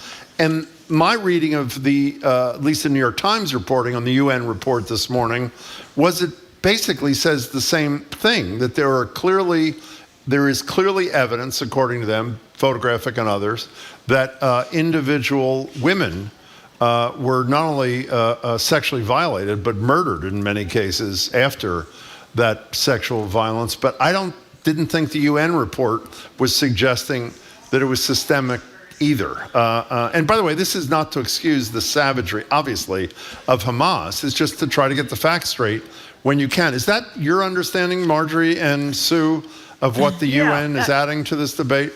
Yes, and they're also adding that Israeli hostages, they claim, have been, based on first-hand accounts from the hostages that have come back, that these women have been subjected to sexual violence and torture as hostages. As well. As hostages, yes. Sue, you're going to say something? I'm sorry. Yeah, and I think it's also the issue with the New York Times reporting about the people that they said were the victims of a sexual assault, of rape, may not have been victims of sexual assault or rape. They were assaulted, they were shot, terrible things happened to them. But there's conflicting reports from the people who were there, who were the family members of these victims. So that's sort of the other part of this New York Times conundrum that they're getting themselves in. We're talking to Sue O'Connell from NBC 10 Boston. So, Sue, the Oscars are this weekend. There was this, Mark Harris wrote this guest essay in, speaking of the New York Times, and the New York Times, talking about how bad it can get for Hollywood. It was talking about 2023 was not just a disaster, but a preview of disasters to come. They're talking about the different strikes. They're talking about what AI might mean to the movie industry. They're talking about the fact that that writers and virtually the rest of the workforce was so mad at the studio bosses and all this kind of stuff. Basically, they're saying that movies are a mess, streaming is not going to rescue the movie business, and a lot of people aren't even going to the movies anymore. Pretty bleak. Despite bleak, Barbie and Oppenheimer. Yeah, I mean, of course, there's always going to be some big bright spots and some things that really drive people to the theater. I mean, I always joke that when we were able to start going back to the movies during the COVID period, the only time I really cried about re-entering society is when we went to the movies and I saw the coming attractions. Like, I was so happy to be back in the movie theater. I wasn't happy to see my family. I wasn't happy. I was happy to be in a movie theater. And I really have thought that it was going to return, that once we got through that drought of things that weren't made because of COVID, and then the drought of the strike, which we're still, I think, in. But man, it's been dead. We used to go to the movies at least once a month, and we've not been doing that. And it's also this whole hero Marvel universe, the superhero universe stuff is just terrible right now. And that's not helping folks get to the movie theater either. So what do you mean it's terrible? Well, doing terribly. Come out. Yeah, they're doing terribly and they're not good. Okay. And that's they've kind of gone over the hump where if it was a mediocre superhero film, the fans would still go. But now they're not even doing that. Yeah. If it's mediocre, and some of them are demonstrably bad, almost to the point of camp at this point. Oh. So, you know, when you can sit at home and watch Modern Family for 5 hours and be happy, why would you go to a movie theater and take a chance by paying a top, I'm a senior now, so I get a discount, but by paying a lot of money to see something that may not be what you exactly want. So it's really a tough time for them. Can I focus on one thing Marjorie wrote? What's that guy's name who wrote the piece in the New York Times? Mark Harris. Yeah, one of the things he said was the problem of AI, and I think Marjorie knows. I don't know I am obsessed with how democracy's in enough trouble leading to November. AI exacerbates that, and then some. Do you guys see the photograph of Donald Trump surrounded by dozens of black voters in the last 24 hours? You think it was AI? I don't think it was. It was AI. Yeah. There were no, you could tell. What did you say, Jamie? Their fingers are extended or some weird thing. Yeah. So that's one. I hate to repeat myself, but I do all the time, so why don't I do it here? When I was watching CNN the other night, Sue, and there was a report that it was a magician in New Orleans who had done the AI tape of Biden, that robocall to voters saying, don't bother, in New Hampshire, don't bother voting today, save your vote for November. What is to stop, let's be even, well, I'm not going to be even-handed. Let's to stop the Trump campaign from calling 50 million voters the night before Election Day and saying whatever they choose to say about some horrible thing Joe Biden did that is not true, that scares enough people off to assure Trump a second term. How are we ready for that? We're not ready for it at all. I mean, it's been the warning that we've been trying to get out there, and I know that there's been a number of dis and misinformation experts who have been sounding the alarm. Look, we could barely even handle Facebook, right? Which was just posting disinformation to links of things that weren't the New York Times, even though we were just talking about the New York Times, but were not reliable sources that you could investigate and think critically about. And the punishment for doing something like this is so minuscule, and the benefit for doing it is huge. So it's a danger, and I think that we in the media have to start telling people that if you're getting robocalls, if you're getting emails, if you're getting messages about voting, about your voter registration, about where you're going to go to vote, you need to do extra due diligence and not just believe that voting is not going to happen tomorrow because it's raining, because Joe Biden called and told you. And it's a lot to ask of voters, but we have to do that. You know, you raised something that I'm embarrassed to say I don't know the answer to. Maybe one of the two of you do. What sanction was there against whoever? I mean, the magician did it. He wasn't in charge of the operation. That's a great question. What? Can you check this out, Jamie? I don't know. Unless Sue knows. What sanction, what penalty was there for the fraud perpetrated by whoever funded the? Wasn't this a Dean Phillips? I think it was a Dean Phillips. Yeah, it was Dean Phillips. Yeah. Consultant. So what's the sanction for a fraudulent campaign robocall? Is there one? I'm not sure. I remember reading about it, and I'm just double checking now to see.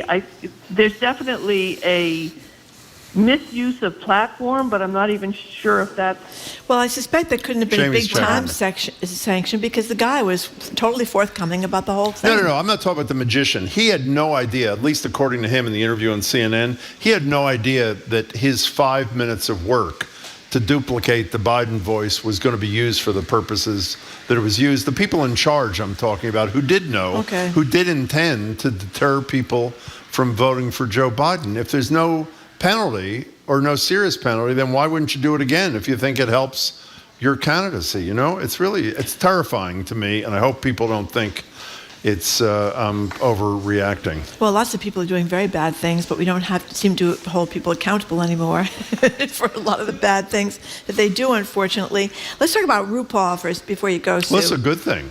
Huh? This is a great thing he's doing. RuPaul, it is a great thing. No, he's not. I was thinking of the president, former president, managing to escape accountability in almost everything at the rate we're going. Anyway, RuPaul is running around. No, he's running around. He's got this rainbow bus giving away these books targeted, in these book bans. A rainbow book bus. It's kind of a cool idea. Yeah, he's teamed up with a company called Alstoria, and they are getting together all sorts of LGBT books, and they get this incredibly wonderful kind of 1960s looking rainbow van or bus that they're going to drive around, starting in Texas and driving through the South, and hand out books and provide books to LGBTQ organizations that they can then hand out to folks, especially in the areas where they're banned. And, it's RuPaul, I don't know if he's got a new memoir out, and I just started reading it. Oh, I didn't know that. It's incredibly moving. He's really just such I hate to use the word storyteller because it gets so overused, but a great storyteller and very open and honest about his experience and how much he really wants to give back. And he's one of these great leaders in our community because he doesn't just say, listen, I've got this great hit show, RuPaul Drag Race, changing hearts and minds, but things are still really bad out there for kids, and a lot of them have it worse than I had, even though I was, a kid growing up as I am today in a society that didn't accept me. And he's really committed to doing everything he can to bring some joy or comfort to kids. And so the Rainbow Book Bus that has a stop sign that says "slay" when it's instead of just "stop" when it opens. He hopes to give away, I think, 10,000 books over this by the end of the year. So just over the next few months. And I just think it's such a great thing, and he's just such a wonderful person. So, Sue, I hope he's safe doing it. I'm a little worried. It's a very brightly colored rainbow book bus. I hope everything. By the way, he's not alone. While he's doing great, we had Paul English, founder of Kayak, first $1 million to the Embrace, along with David Leonard, president of BPL. They're doing something to get banned books to kids, I think in Florida, if I remember correctly. By the way, Jamie looked this up. There apparently are no real consequences for the people behind the robocall. So defrauding voters into voting a particular way based upon I'm repeating myself, fraud apparently is perfectly permissible. That's good news. Yep. So, Sue, last question for you. Assuming your computer isn't working and nothing else is working, how are you reporting the results tonight? I'm going to be in the great NBC 10 Boston studio with a team of people, so I don't have to work. That's excellent. That's our motto. Hey, Sue O'Connell, it's great to not see you, but it's great to hear you. Thank you, Sue. See you again soon, Sue O'Connell. Thank you, Sue. We've been speaking with local woman, our media maven, Sue O'Connell. You can watch Sue and the NBC team cover Super Tuesday results starting tonight at 7 p.m. on NBC 10 and streaming on NBC Boston News. Can I say one thing before you tease the next segment? Yes. The last segment today, when we're going to invite people to call in, is going to be all about Super Tuesday. Correct. Including what's happening here in Massachusetts. We got a lot of calls yesterday about the no preference movement. How serious is that? So we will invite your calls in the last half hour of the show. But up next, we're going to be speaking with the Boston Foundation's Lee Pelton. He's going to talk about what immigration means to Massachusetts, growing resistance to new zoning regulations across the state intended to ease the high-priced housing emergency and more. You're listening to Boston Public Radio 89.7 GBH. We are broadcasting live from the Boston Public Library and streaming on youtube.com/GBH News.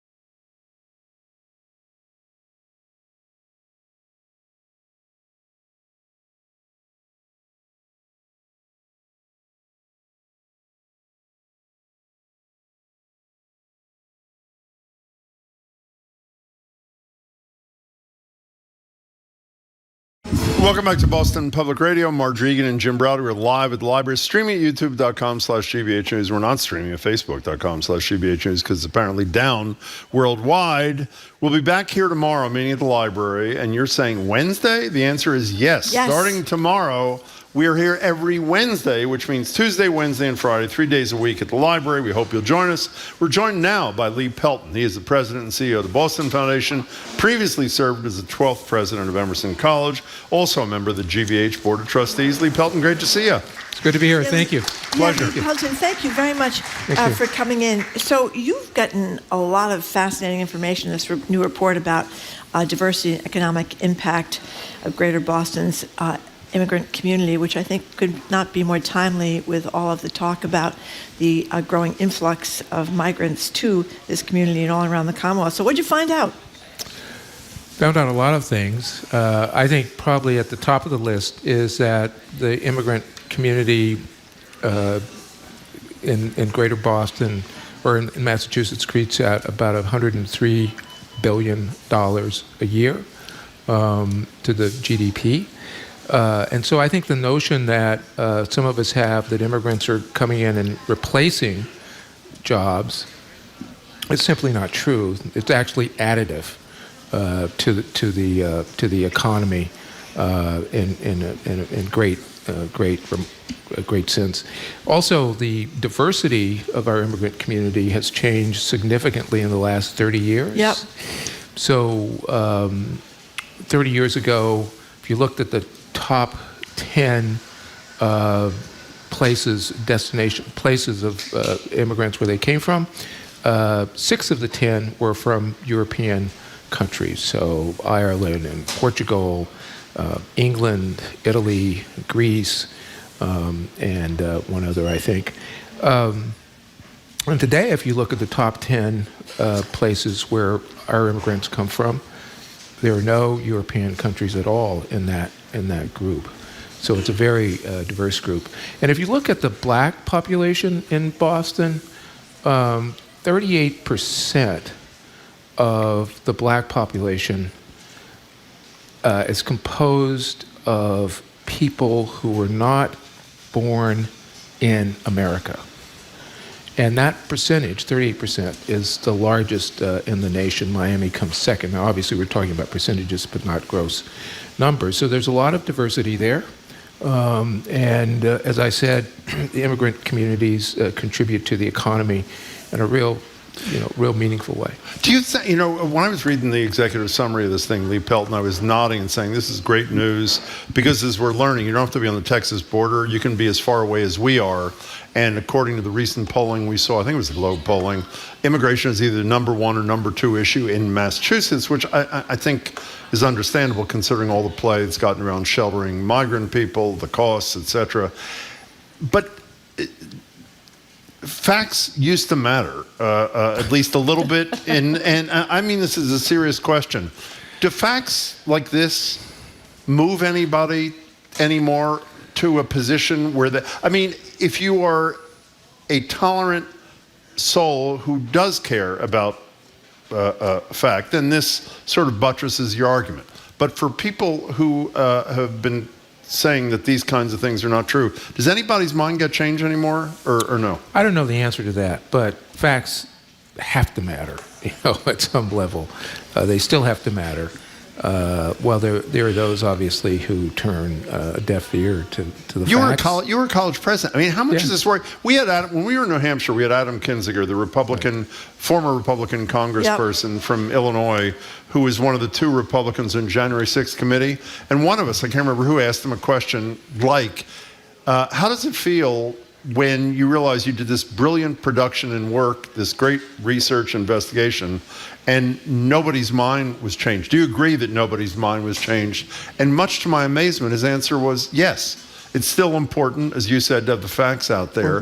But even an investigation as comprehensive and powerful and frightening as that, one of the leaders acknowledged that no minds were changed. It just goes out there and lies. I mean, I don't know. I don't have any evidence to suggest that it does or it doesn't. I still rest on the principle, as a former college president, that facts do matter. And we do know that social media destabilizes the truth. And social media is, it's without context. It's counter-contextual, actually. So you're such a last century guy, Lee Pelton. I'll tell you, it actually believe that facts matter and all those kind. People should check out this report, because immigration and the impact is one of the huge issues in our community as well. Boston Indicators, Boston Foundation, Immigration Research Initiative. Well, is great. I thought there were a couple of really fascinating things here, that the incomes rise by the second generation every single state, and the highest in Massachusetts. Also, the percentage of Main Street businesses owned by immigrants. It's remarkable. It's remarkable. 88% of car washes, 86% of convenience stores, 61% of nail salons, more than half of restaurants and food services. Yeah, on Main Street. But creating jobs, by the way, and economic activity, but obviously. I guess when you read about what people go through to get here, we're crossing deserts, we're going through without water, carrying babies, carrying everything we have, going down these long roads. You look at these people and you say, these people are persistent and resilient and determined, and some of us would say we all love our children, but maybe some of them weren't that great at getting off the couch, until they turned 17 years old. You know what I mean? Right. Well,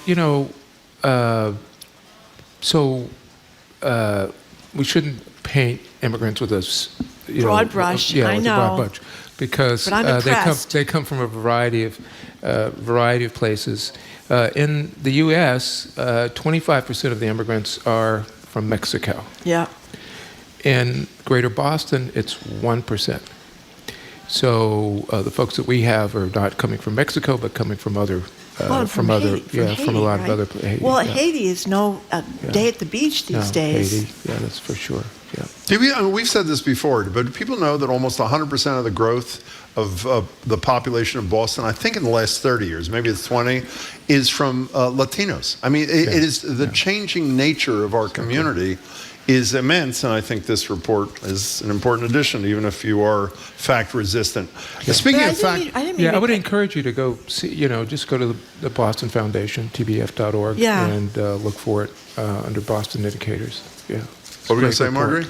I was just going to say, I suppose, painting with a broad brush in many ways, but to me, to be able to leave your homeland is really hard, and it takes a certain kind of person to do that, even when things are bad. I mean, things are very bad in Haiti, but it takes a lot to leave your home, leave your family, leave everything you've known. I mean, think about how hard that is. That's what you think about these dreamers when they talk about the dreamers that are now 37 years old, left for their whom we're doing home nothing. when they were 2. The prospect of going back to a place you know really nothing about. So I don't know. I have a lot of admiration, I guess. So in 1850, 38% of the U.S. was made up of immigrants. And then with the first Immigration Act, which really limited immigration beginning with the Chinese Exclusion Act in the 20s and then 25, the Immigration Act limited immigrants, and that dipped down significantly. And in 1960, only 13% of the nation's population was immigrants, and today it's 38%, almost 2 out of 5. So, and that came because of the 1965 Immigration Act, which removed quotas and opened up the country to a number of. Well, Donald Trump's going to change that come January. So, Lee Pelton. We had the governor and the attorney general here the same day, I think it was last week, shortly after Milton majority of Milton residents voted to violate state law and not comply with the zoning density requirements of the MBTA Communities Act. I think that's what it's called. Yes. We asked both Andrea Campbell and Maura Healy if they thought that the Milton vote was going to be an inspiration to other communities to resist as well. And by the way, at that point, that morning, Andrea Campbell had filed a suit against Milton to force compliance.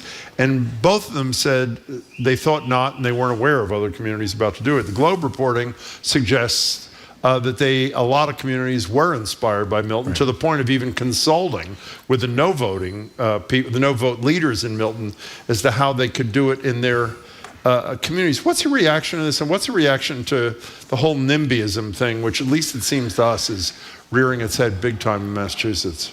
Well, it's really very sad, and actually I'm angry about these towns that are violating the law in this particular respect. I mean, I think we all know that housing and the shortage of housing is a national, it's a state, and it's a city issue. We don't have enough housing. It drives up costs, the prices significantly. In August of last year, the median list price of a home in Boston was about $936,000, up 18.8% from the year before. And again, that's because of high demand and low supply. And, the median list price of a home in the Commonwealth was about $626,000 or something like that. So finding an affordable home in Greater Boston is tough, and finding a home in the Commonwealth is tough.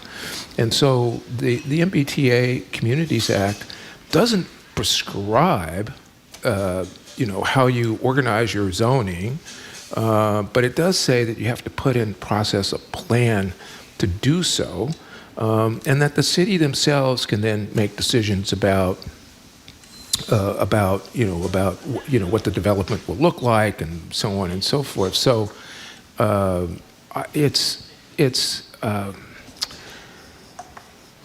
I'm not happy about it. Let's put it that way. So I think the last question I asked Governor Healy the other day is if she felt NIMBYism was on the rise, because we had the story the day before out of Dedham, I think it was, where the zoning board voted against the hiring of 4 additional people to help at a food production location for migrants. Then there was the thing on the Cape about whatever had to be put out to make sure the wind farms were working. I mean, and I asked her if she thought NIMBYism was on the rise, and like any good governor, I think she said no, even though everybody's got to pitch in. I think it is on the rise. I think there is this, you can do whatever you want, just don't do it here, kind of thing, even in a liberal state like ours. You're making a face. Well, I don't know if it's on the rise. I mean, if you go back, I think I reported once we had Amy Dane, who's done this 100-year look back at zoning, and you go back and look at the zoning policies. They were meant to restrict certain groups, including in Milton, from being in those communities. And Milton's, if you look at the 1976 zoning policy, what were they worried about? They were worried about folks living in Mattapan and Dorchester, moving into Milton, and so I'm not sure if it's on the rise. I just know that it's existed for a very long time. Of course, part of the argument now is not about the rezoning, but part of the issue now that's being raised is, well, the state does not have the lawful right to tell us how to zone. Well, they actually, it's pretty clear they do. But they do. Of course they do. They choose generally not to exercise it because most state officials are too scared of local officials to do the right thing. And by the way, to her credit, in the housing bond bill that the governor talks about every month, she's here, the $4 billion thing pending before the legislature, it would mandate that every city and town allow by right the creation of these granny flats things, these up to 900 square feet. That's where I'm going. Very soon, right after the show. Okay.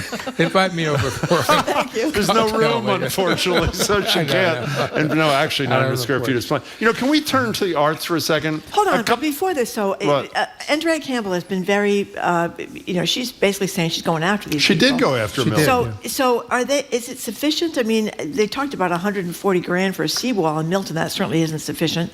That there's more ways to kind of strong arm these towns and cities. Right. Well, it's not only, they've already removed, I think it was $128,000 grant or something for the seawall that you mentioned, but she has other avenues in her suit, and she did say if there was evidence that their resistance to this, talking about Milton, was violating federal fair housing laws, that she would also be able to bring that into play. I think it's really kind of a carrot and stick approach right now. The stick is if you don't do this, you're going to be in trouble lawfully, and the carrot is the governor is saying, well, we want to work with you to figure this out. I'm not a big fan of carrots myself, actually, but the stick part of it, I like celery. Do you like so that? Actually, with a little cream cheese in the middle, I do. So a couple of months ago, you were here with Peggy Fogelman from the Gardner, talking about Lynching Tree, the incredible Steve McQueen photograph. You first saw it at Yale Museum. Then it spent 2 weeks. Margie and I were lucky enough to go see it at your suggestion. It was just so powerful. You're weighing in again in the art, and you were the co-curator of that thing. You're just not a supporter of it.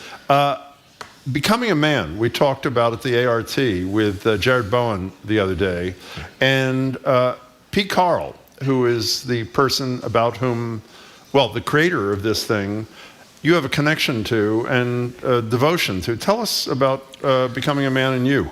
Well, Carl and I are really very close friends. And I knew Carl first when he came to Emerson as Polly. He came from the arena stage from D.C., where he was co-artistic, where she at the time was co-artistic director. And he began in the most brave way his transition.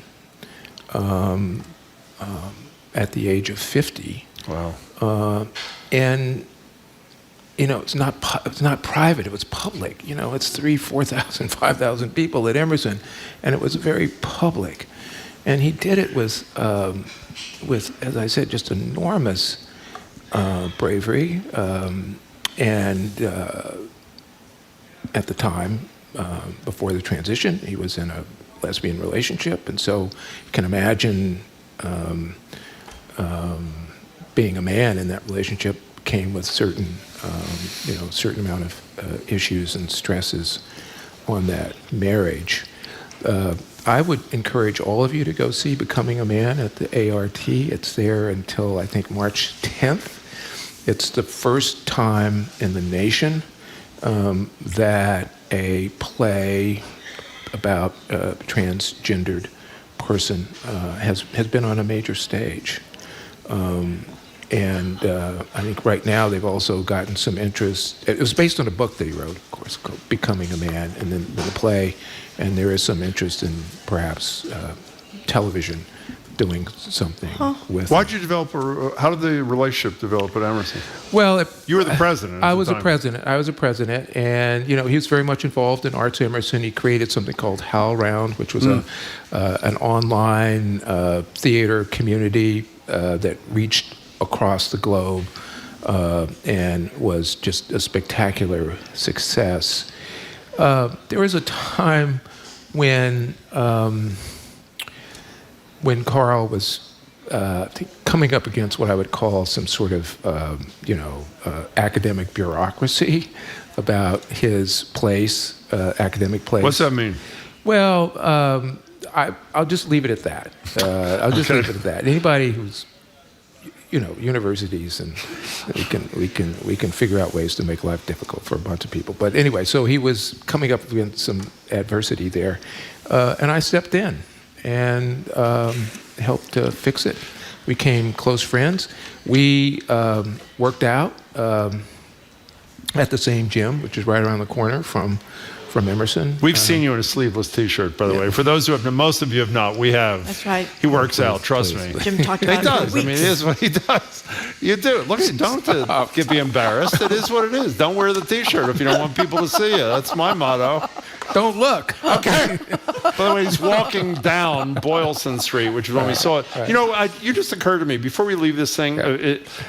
Crimson is reporting that it's 2 months. The Harvard Crimson, fabulous student newspaper at Harvard, obviously, is reporting that we are 2 months since the departure of Claudine Gay, about whom we've spoken to you a lot, and there's not even a presidential search committee at Harvard. What do you make of that? Oh, I think that makes some sense, quite frankly. Why? Well, because I think the idea is to have I'm not a part of that process, but the idea may be to have someone come in and stabilize the place. I mean, the interim guy, Alan Garber. Alan Garber. Yeah.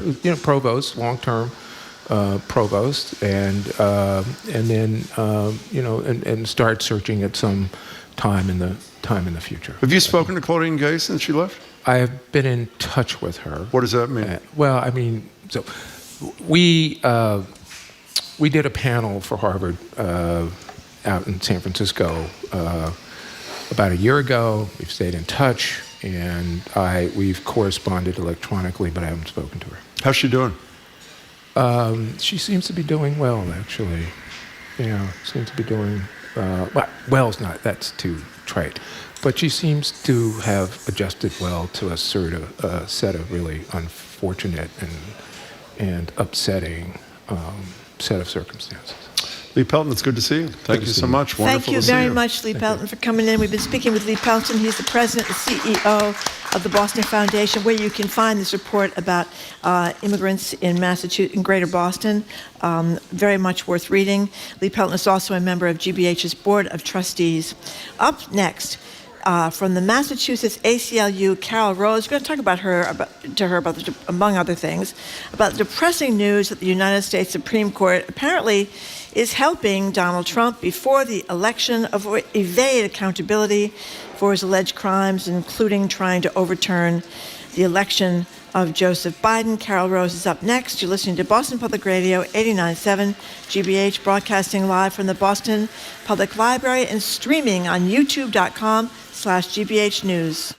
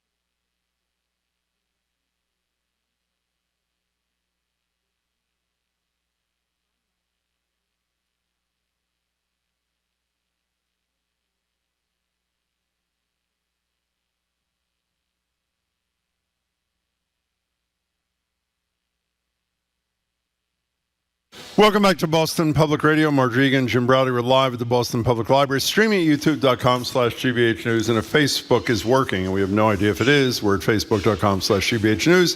And we're back at the library tomorrow for the first time. We're doing a Wednesday. We'll be doing every Wednesday, 3 days a week at the library starting tomorrow. We're joined now live at the Boston Public Library by Carol Rose, Executive Director of the Civil Liberties Union of Massachusetts. She joins us regularly, and I should just say, as she walked in, she said she's reading a fabulous book called The Waltham Murders, written by our guest yesterday, Susan Zalkind. Yeah. Yep. And it is a fabulous book. And if you weren't listening yesterday, one of the many theses with which I am in total agreement, had the Waltham triple murders been solved 18 months before the marathon, and Tamerlan Tsarnaev convicted of what it appears he was involved in, there would not have been the marathon pain right across the street from here. Carol, it's great to see you. And it's great to be here, everybody. And Hello, Carol. I just want to say it's especially good to be here at the library because it's a polling place. And It I is? Hope it is a polling place. Excellent. And I hope That's right. everybody is exercising their franchise today. Did you vote? It's really important, of course. Did you vote yet? Not yet. I'm an afternoon voter. I'll get you a sticker, my Marjorie. God. Thank you very much. I can segue in right I on hope so. my way home before the 5 o'clock rush. Exactly. It's important. But in any case, Carol Rose, I was glad. I had a couple of days off last week, and I was really glad I did, because after the Supreme Court decided they were going to dilly-dally about deciding whether President Trump is entitled to immunity, which means very likely he will not even be tried before Exactly. the election, which I think is such a disgraceful dereliction of duty on their part. It wasn't a surprise that they decided yesterday that he could stay on the ballots all around the country, but there seems to be a little intrigue behind the scenes here. So what do you think the three liberal justices were saying in their decisions here? And Amy Coney Barrett seemed to be telling everyone to calm down. I mean, what? That is what it seemed to me to be. no, I it mean, is. how can we be calm? I Right, mean, when our democracy is on the line. yeah, I completely agree with you, And what Marjorie. is wrong with the Supreme Court? I mean, they could do Bush and Gore pretty fast. Right. I mean, And they have the ability to turn things around they quickly. do, and they're not. And they're not. And so, well, let's talk first about the disqualification, and then we can talk about the immunity. So there are Okay. these two cases. Well, there are a lot of cases, but there are these two cases that are in front of the court now. One of them was decided yesterday, and that's the disqualification case. And that comes up under the 14th Amendment. So after the Civil War, there was a real desire to make sure that when we passed the 14th Amendment, that among other things, it got rid of slavery and guaranteed due process and did a lot of important things. But it also said that people who've taken an oath of office and then commit insurrection shouldn't be allowed to get back into office because they could dismantle our democracy. And who knew that we were ever going to need that? But here we are in that moment where we need it.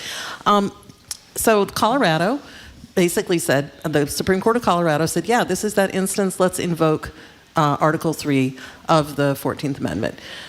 So the court ruled unanimously, 9-0, that in fact they didn't want to have a patchwork. They didn't want to have states making that decision. If that's all they had done... Around federal candidates. Excuse me, thank you, exactly. They can rule around state candidates. Yeah. Right. And that's not surprising as far as it goes. What was really surprising is that the 5 of the justices who wrote in the majority, so not the 3 and not Amy Coney Barrett, basically went further and said that not only can the states not do this, but in fact it requires Congress, and only Congress can do this. There has to be enabling legislation from Congress. That means like a federal judge couldn't do it, for example. There couldn't be anybody else who could do it. And by doing that, they've almost created a situation where nobody would be able to be prevented, because it's pretty hard to imagine that Congress would ever say that if they hadn't impeached him. Well, they impeached him, but they didn't convict him in the Senate. If Congress already has that power, why would Congress also need this power?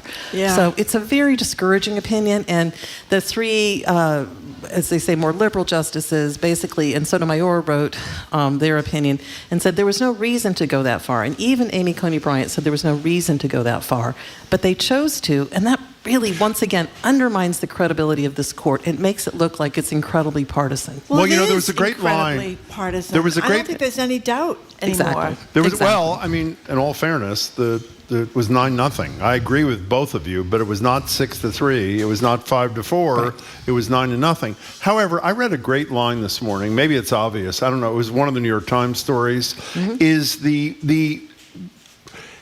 that the Supreme Court, this is in furtherance of what you both just said, seems to have decided we will speed the decisions that are helpful to Donald Trump Exactly. and slow down the decisions that hurt him. Meaning, That's right. the oral argument on this case, I think we looked it up yesterday, it was February 8th. So it took something like 25 days to get to a decision. Right. We all know on the immunity case, which is likely to go against potentially Trump, we'll get to that in a second, they have slowed down the whole process. Oral argument is not even until April 22nd. And by the way, if they use the same speed in that case, deciding exact same speed they used to decide this one, the trial could actually start much earlier.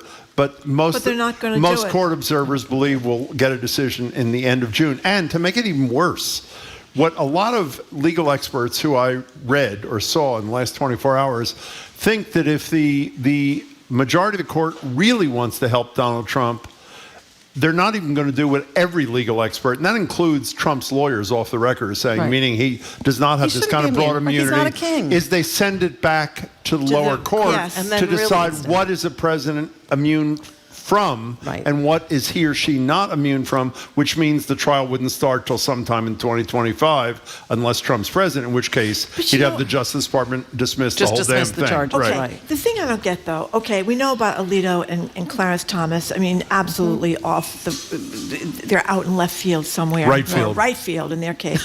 I don't know about John Roberts, but I mean, they may be conservatives, but why they would help this guy? I think you're wrong. I don't think they're conservatives. Okay. I think they're extremists. I'm with you. I think they're I'm radicals. so with you. And I think we need to stop giving them the benefit of the doubt that they're conservatives. They're not. They're extremists. I mean, Clarence Thomas's wife, Ginny, participated on She's January an 6th. insurrectionist. So they want to have a guy coming in who's going to fire all the civil servants, put in his loyalists, go after his enemies, send SEAL Team 6 out there. They think that's great. John Roberts thinks that's okay. Kavanaugh thinks that's okay. I don't know obviously none of us know for sure, but their actions certainly seem to suggest that. I mean, the fact is that Jack Smith, who's the prosecutor, the special prosecutor, went in December and said, please rule whether or not he has immunity, and hopefully that he doesn't have immunity because no one is above the law.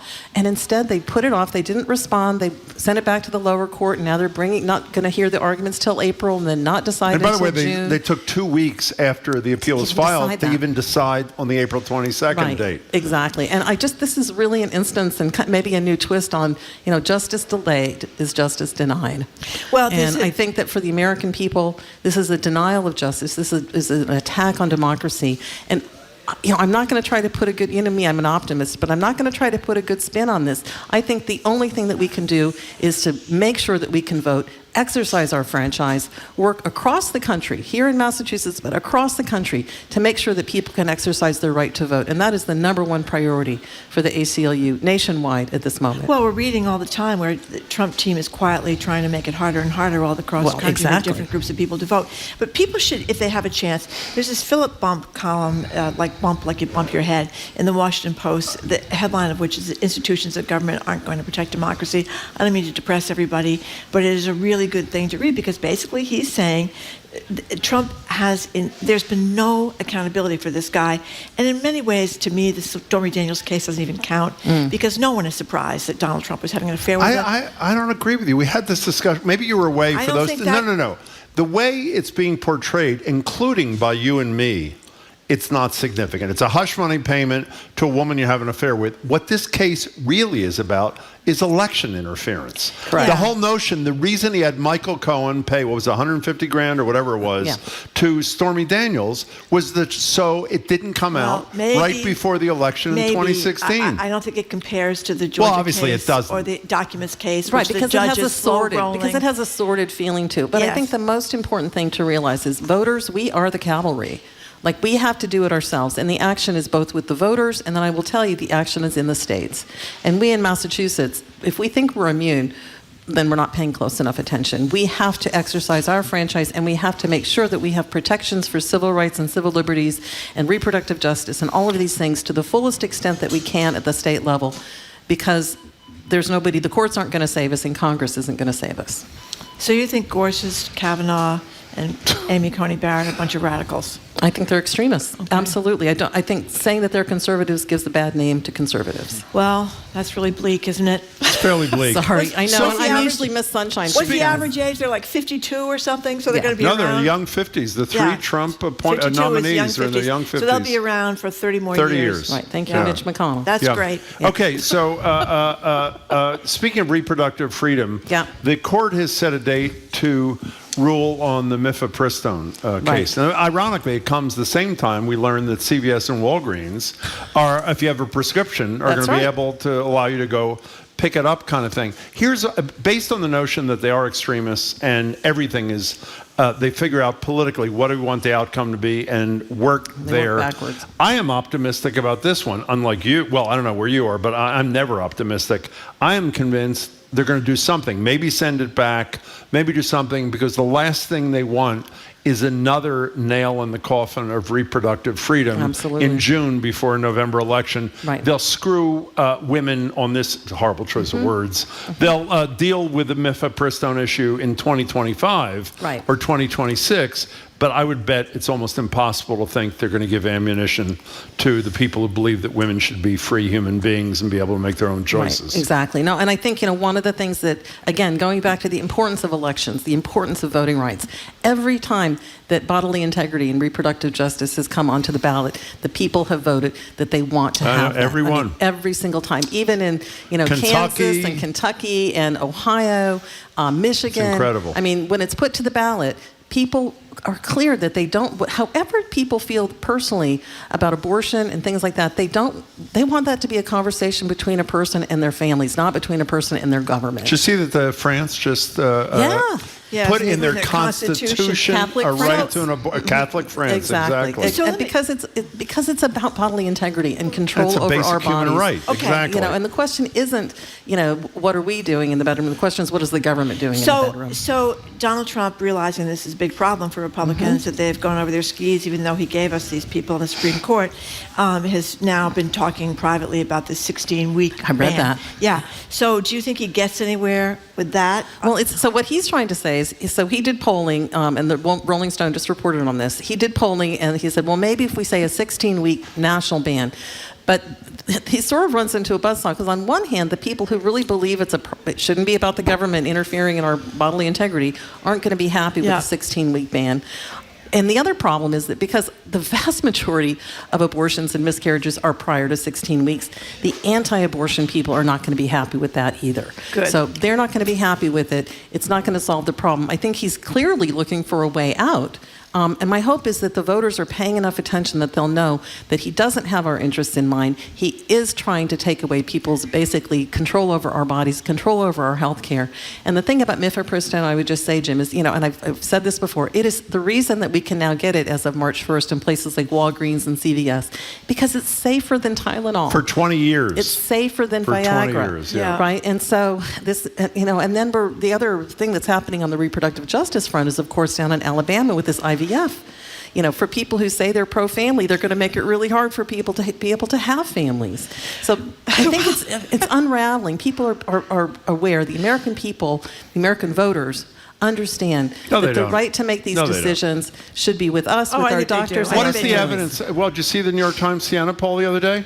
The guy who was found, I'm sorry to say it every day, to have been a rapist, a $500 million fraudster, 91 felony counts, defrauded people at his Trump university. I could go for an hour, 48 to 43 over Joe Biden because people are concerned he's too old. But not on reproductive justice issues. And yeah, but you don't vote. That's why you're right that the court doesn't want this to become a political issue. Well, that's the way why, that they want other things to be a political that's issue. That's why the Democrats be in much better shape if the court puts the kibosh on. Absolutely right.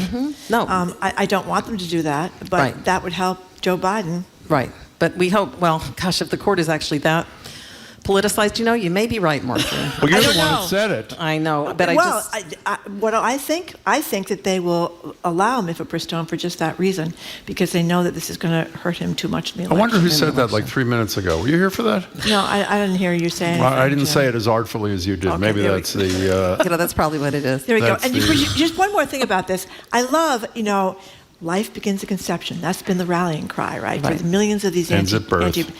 But suddenly, the little embryo has already been conceived. Right. So I guess life doesn't begin at conception. Right. But when it actually comes to making sure that all of our children have, health care, making sure that all of our children have access to good schools, and those things, suddenly our caring about them seems to end at that point for the people who are on the extremes. Can I tell you, Pogo got it right. The problem is not Trump, it is us.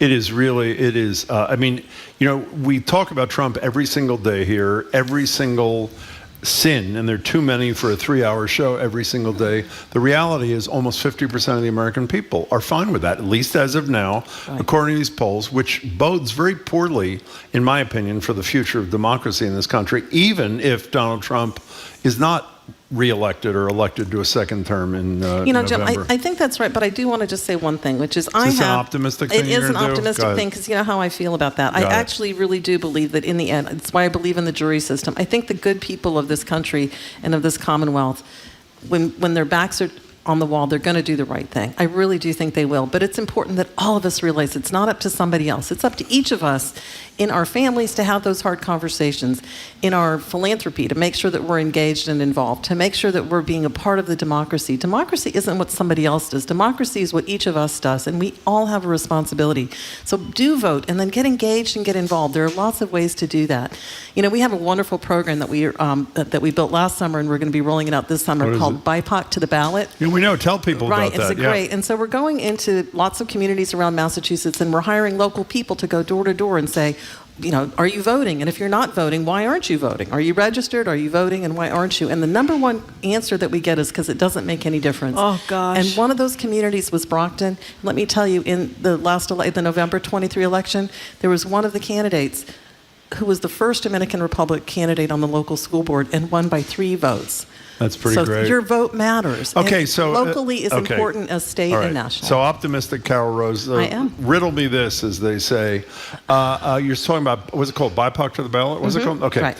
So in that New York Times Siena poll the other day, in 2020, Joe Biden won among people of color who did not have a college degree by a mere 50%. He won that segment of the population by 50%. Today, that population supports Biden by a 6-vote margin. He's lost 44% of his lead over Donald Trump. People of color without a college degree. You want to explain that to me and why you're hopeful about that? You know what? It just means that our work is right before us, that we need to get engaged in. You really? I hope you believe what you're saying. You know what? I do. Do you go home and say the same thing, or you just say it when you have a microphone in front of you? Let me tell you something. People often ask me, do you act because you have hope? And I will tell you the answer is no. I have hope through my action. Well, that's a pretty And I think good line. when you get I like involved, that. you will develop hope. You will create hope, not just for yourself, but for those around us, and hopefully for our country. Well, I'm acting every day on the radio. How come I'm not hopeful? What's wrong with me? Jim, you are hopeful. You just don't realize. I just don't know it, right? Thank you. But the big explosion of population in the United States of America has been Latinos. Yes. And a lot of Latinos are conservatives, and they're not Democrats, they're Republicans. Right, but they're not extremists. And this is why I think it's so important to understand. We can have a very big tent. The ACLU is nonpartisan. We have a very big tent. And so I think we need to have conservatives and liberals and everyone else who cares about democracy. It's the people who would dismantle our democracy who are the radicals, who are the extremists. And those are the people we have to vote against. Those are the people we have to organize against. And those are the people we have to speak out against. And that's why, the ACLU defends free speech is one of our fundamental modal rights, because we want people to be able to let their voices be heard. And it's important that we exercise that. I say all the time, democracy is a muscle. You have to exercise it to make it strong. You know what we have to remind people of? No. We're going to talk about with John King about this in a couple of minutes, but I'll mention it now. How exhausting it was when Donald Trump was the president. Every morning you'd have to wake up in a panic. What's he done now? What's he done now? How you couldn't have Thanksgiving dinner, how you couldn't have Christmas dinner. I mean, what a mess he made of everything. Well, imagine if a first term was like that, and the theory he wanted to get reelected, so he had to moderate some things. Imagine what a second term is like if the first term was like that. Are you feeling better now that Carol has spread her optimism throughout the land, or no? I'm very nervous. Good. I'm very nervous. Turn that into action and continue to do the work you're doing. Well, here we are. By the way, I am totally, they're with you. They are totally with you. So do you believe she's really raise your hand if you think she's as optimistic as she's. Wow. Thank you. Wow, none of them are telling the truth. That is great. That is really, no, I'm sure they are. Don't bring me down, bro. You're great. It's great to see you, Carol Rose Thank from you the CLU. Thank you very so much, for Carol joining. Rose. We've been speaking with Carol Rose, the optimistic executive director of the Apparently. American Civil Liberties Union of Massachusetts. Carol, thank you very much. Up next, our man at the wall, CNN's John King, is going to tell us. It's time today on Super Tuesday. I know. Well, he's going to tell us. What a guy. I hope not ruin our spirit of optimism here, which we're going to maintain for at least a minute and a half. You're listening to Boston Public Radio, live from the Boston Public Library. I'm getting texts that Facebook is back up. I don't know if we're back on it, but anyway, we are streaming on youtube.com/GBH News, and if it's working, facebook.com/GBH News.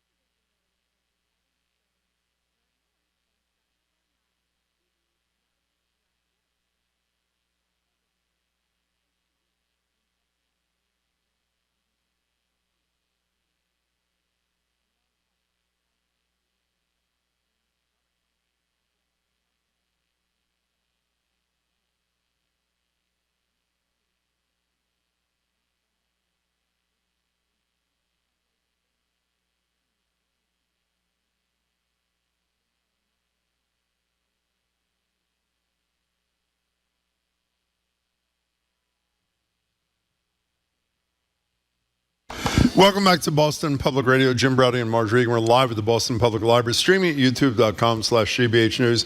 And even though Facebook is apparently up, we're not back up. Well, whatever. Yeah, Go to sorry about youtube.com/GBH News. And remember, tomorrow is our first Wednesday. Starting tomorrow, we will be at the library 3 days a week, Tuesday, Wednesday, and Friday. I cannot believe our next guest is here on a day like this for him. It's got a long Joining day. us now on Zoom is CNN's chief national correspondent, John King, and one of the best election analysts on the planet, host of the All Over the Map and the Battleground, a reporting project tracking the 2024 campaign through the eyes and experiences of voters who will pick the next president.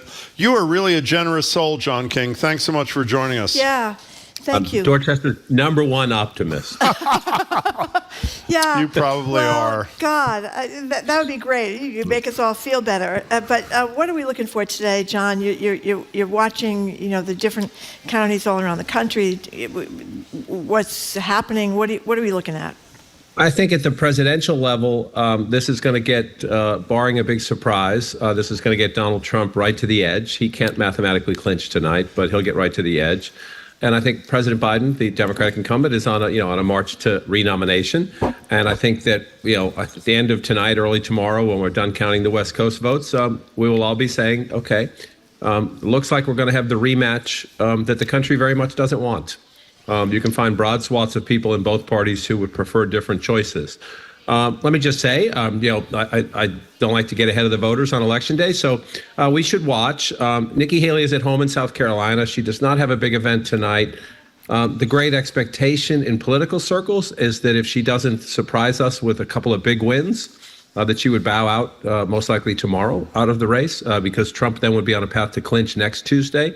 Watch Vermont tonight. Watch Virginia tonight. The states in the eastern part. Those are her best opportunities. Then you move west, and it's just, look, we've seen this, and so I know there are a lot of Republicans, depending on what state you're in, a third to half of the party doesn't want Donald Trump.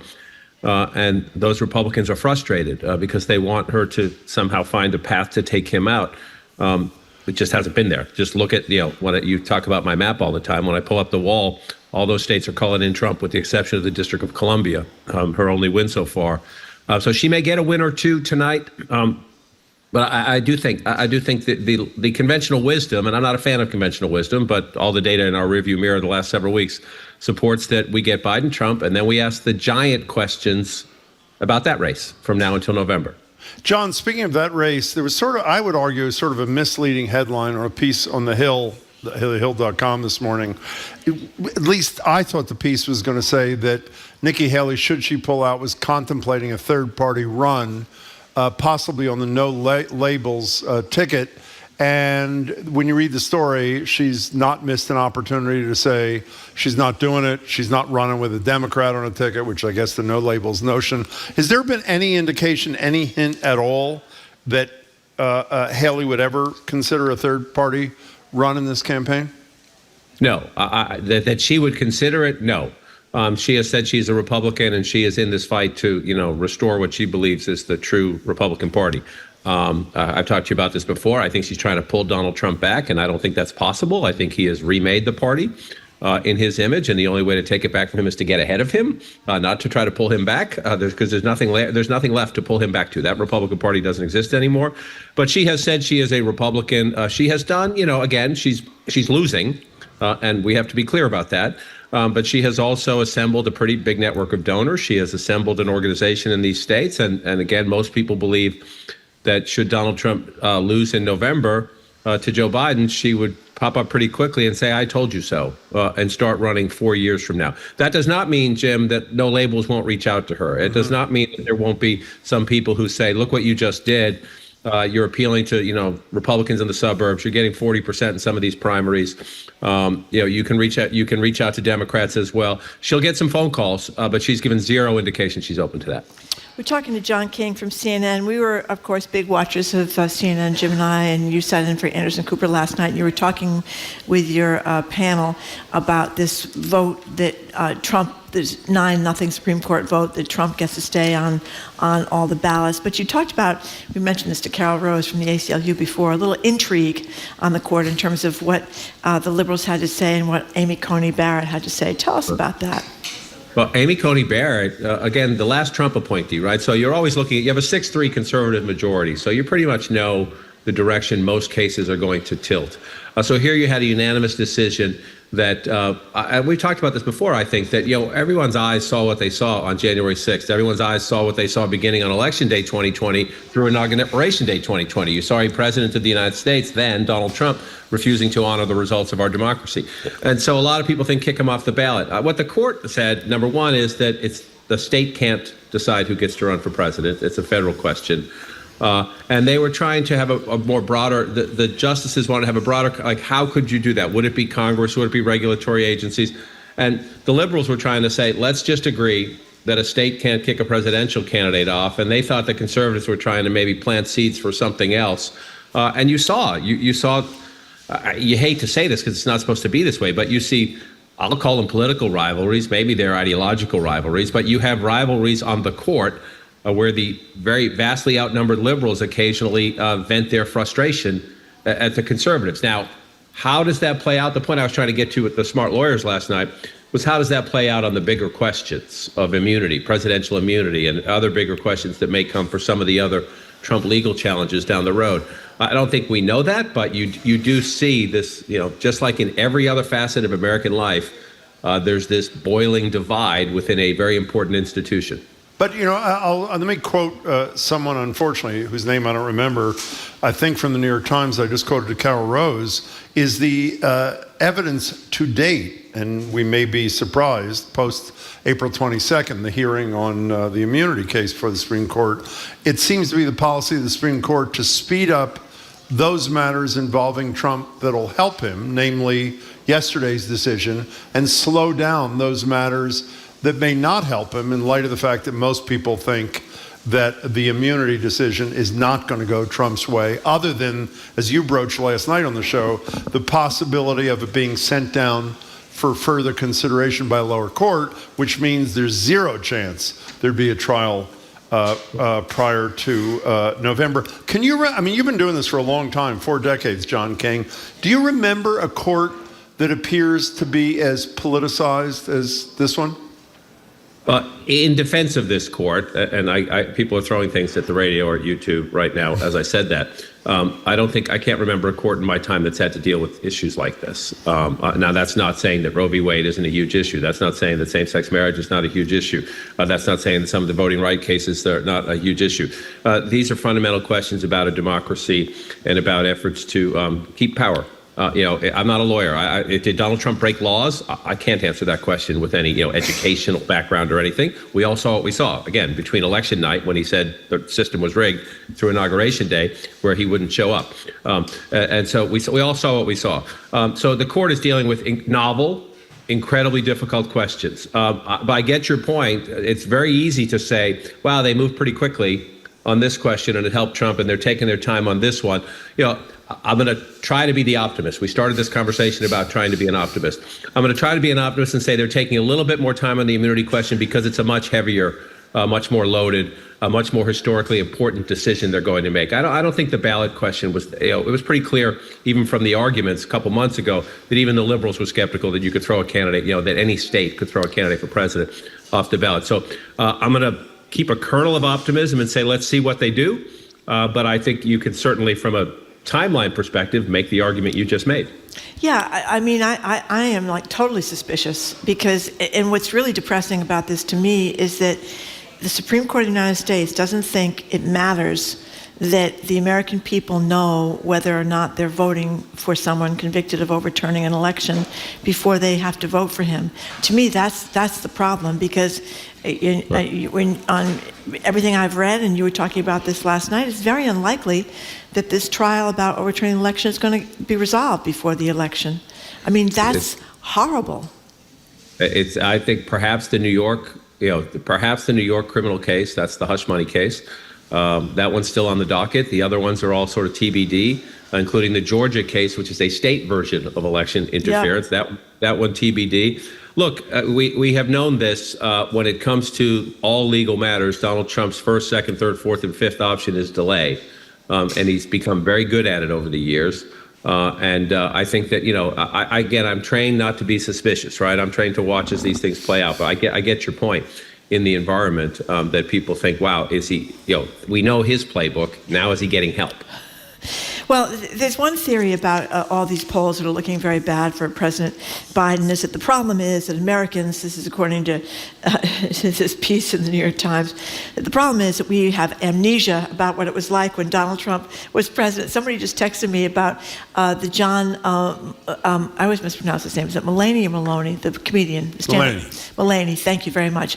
John Mulaney, a very funny comedian, talks about when Donald Trump was president, it was like having a wild horse loose in the hospital. You just didn't know, was he going to barge into the emergency room? Was he going to barge into the operating room? What was this wild horse going to do? And I was saying this with Carol Rose. It was true. You get up in the morning, you check your phone. What has he done overnight? You were in constant fear of something else that was going to happen.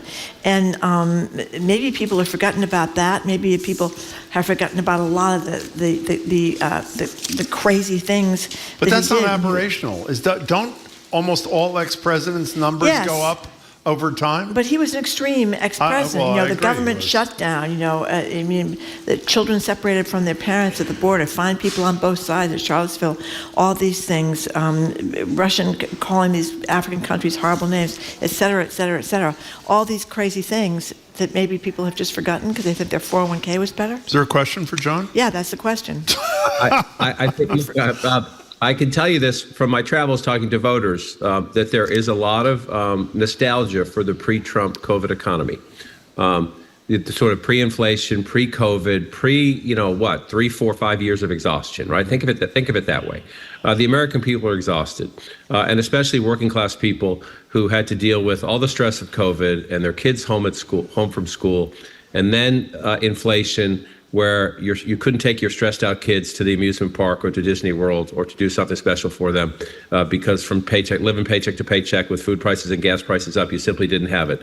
And maybe you dipped into the college fund or you stopped putting money into that 401k, or maybe you dipped in your savings. And so I think sometimes there are too many people in the town I work in who are doing pretty well who forget that yes, things are better. Yes, the economic data is better, but that there are people who have a lot of bruises, psychological bruises and financial bruises from all that time.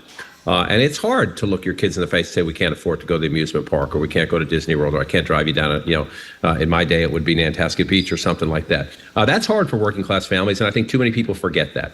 I'll give you another theory about this. This is a personal theory. So many things in our lives are so disruptive today. You just mentioned you've been kicked off Facebook. You know, there's hacking into social media accounts. There's technological. I don't know what happened in this case about Instagram and Facebook and Meta, but we see our power grids tested every now and then. You got rogue leaders around the world. There's a lot of noise in our lives. And I think that somehow a lot of people are just attributing Donald Trump to more noise in our life, and that's the price of admission to today's life. And so did I get something transactionally good for me out of it? Is he better than Biden on the border? Do I think he would be better than Biden on the economy? And yeah, my life's going to be really noisy anyway. I'll just block that you-know-what out and take what I can get. There's such a disillusionment and a disconnect from the thought that politicians are going to do anything relevant to your life or anything to help your life, that I think that people are redefining the price of admission and becoming less ideological, less pragmatic, and more transactional. Trump will close the border. I want the border closed. Biden's not going to do it. I'll pay the price of admission. I think there's a degree of that. Now, the Biden campaign has 8 months to remind people about ingesting bleach and about the wild horse that you never know what room it's going to run into next. They have 8 months to do that. I think one of the defining questions is, can they do it as an organization? And I've said this before. I think it is incumbent, and he has a State of the Union address Thursday night. I think the American people, including a lot of Democrats and independents who he needs, have doubts that he is up to the job. And until he can look them in the eye and convince them I'm okay, I don't think they consider anything else. They're just not sure. You know, it's you know, you want someone to take you somewhere. You got to trust that they can drive the car. You know, John King from CNN, we'll let you go in a minute because we know you have a really busy day and well into the night and morning.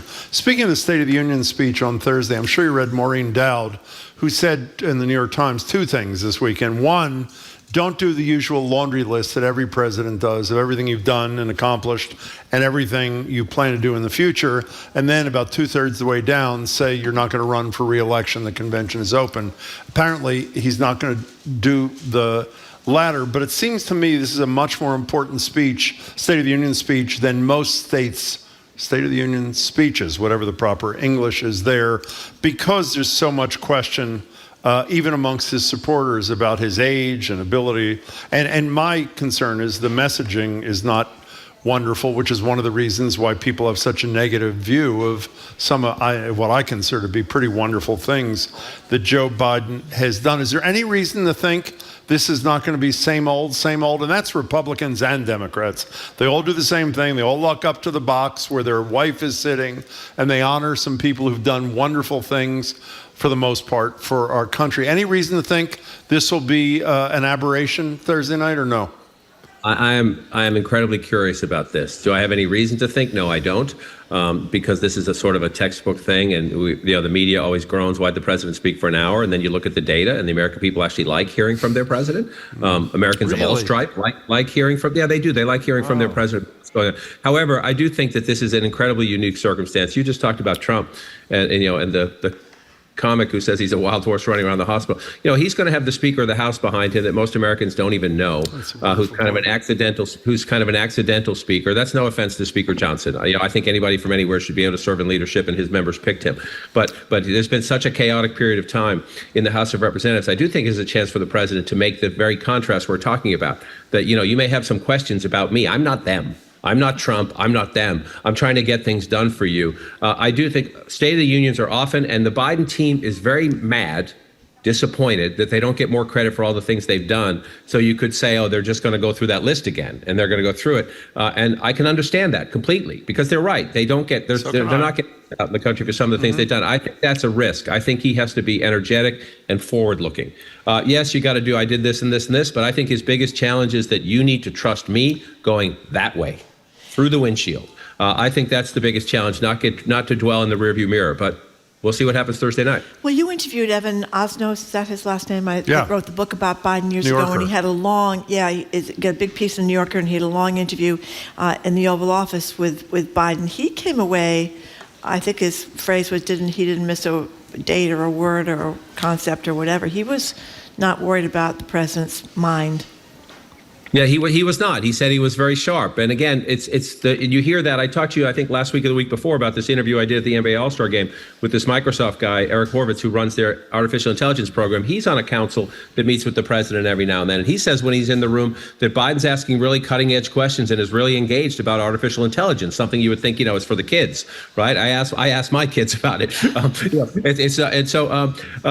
So you hear these glimpses all the time, and that's great. That's great. I think the challenge for the president is to show it to the public, to be out to be vibrant, to be moving around. Again, I don't think it's a number. I think it's a visual. I think it's much more of a visual. And for whatever reason, the American people aren't seeing that. And for whatever reason, he's not traveling or talking or doing as many events as prior presidents. And so people then make the inference, right? So the challenge is to prove them wrong. You have 8 months to do it. The data is pretty bad right now. It's pretty bleak right now. If the election were today or tomorrow, I have zero doubt Donald Trump would win. But it's not today or tomorrow. It's 8 months from now. John King, I have good news for you. You told us last week that you were not going to watch The Dynasty for 8 months because you're fairly busy through Election Day. I watched my first episode last night, and it is spectacular. Yeah, it's really well done. Tuck it away and just wait, and you have something to look forward to in late November. I will find a carve-out. I bet you will. John, good luck tonight. We'll be watching, and I hope everybody is too. Thanks so much for your time, John King. Thank you, John. We've been speaking with CNN's Chief National Correspondent John King, host of All Over the Map and The Battleground. We're going to see him all night long on CNN tonight. The Battleground is a project tracking the 2024 campaign through the eyes of voters who'll pick the next president. So because it is Election Day, Super Tuesday here, we're going to talk to you, even though it makes me very nervous. Get some informal exit polling from you, ask you if you voted, how crowded it was, where you voted, any insights, anything you'd like to say about Super Tuesday. The number is 877-301-8970. You're listening to Boston Public Radio, broadcasting live from the Boston Public Library and streaming at youtube.com/GBH News.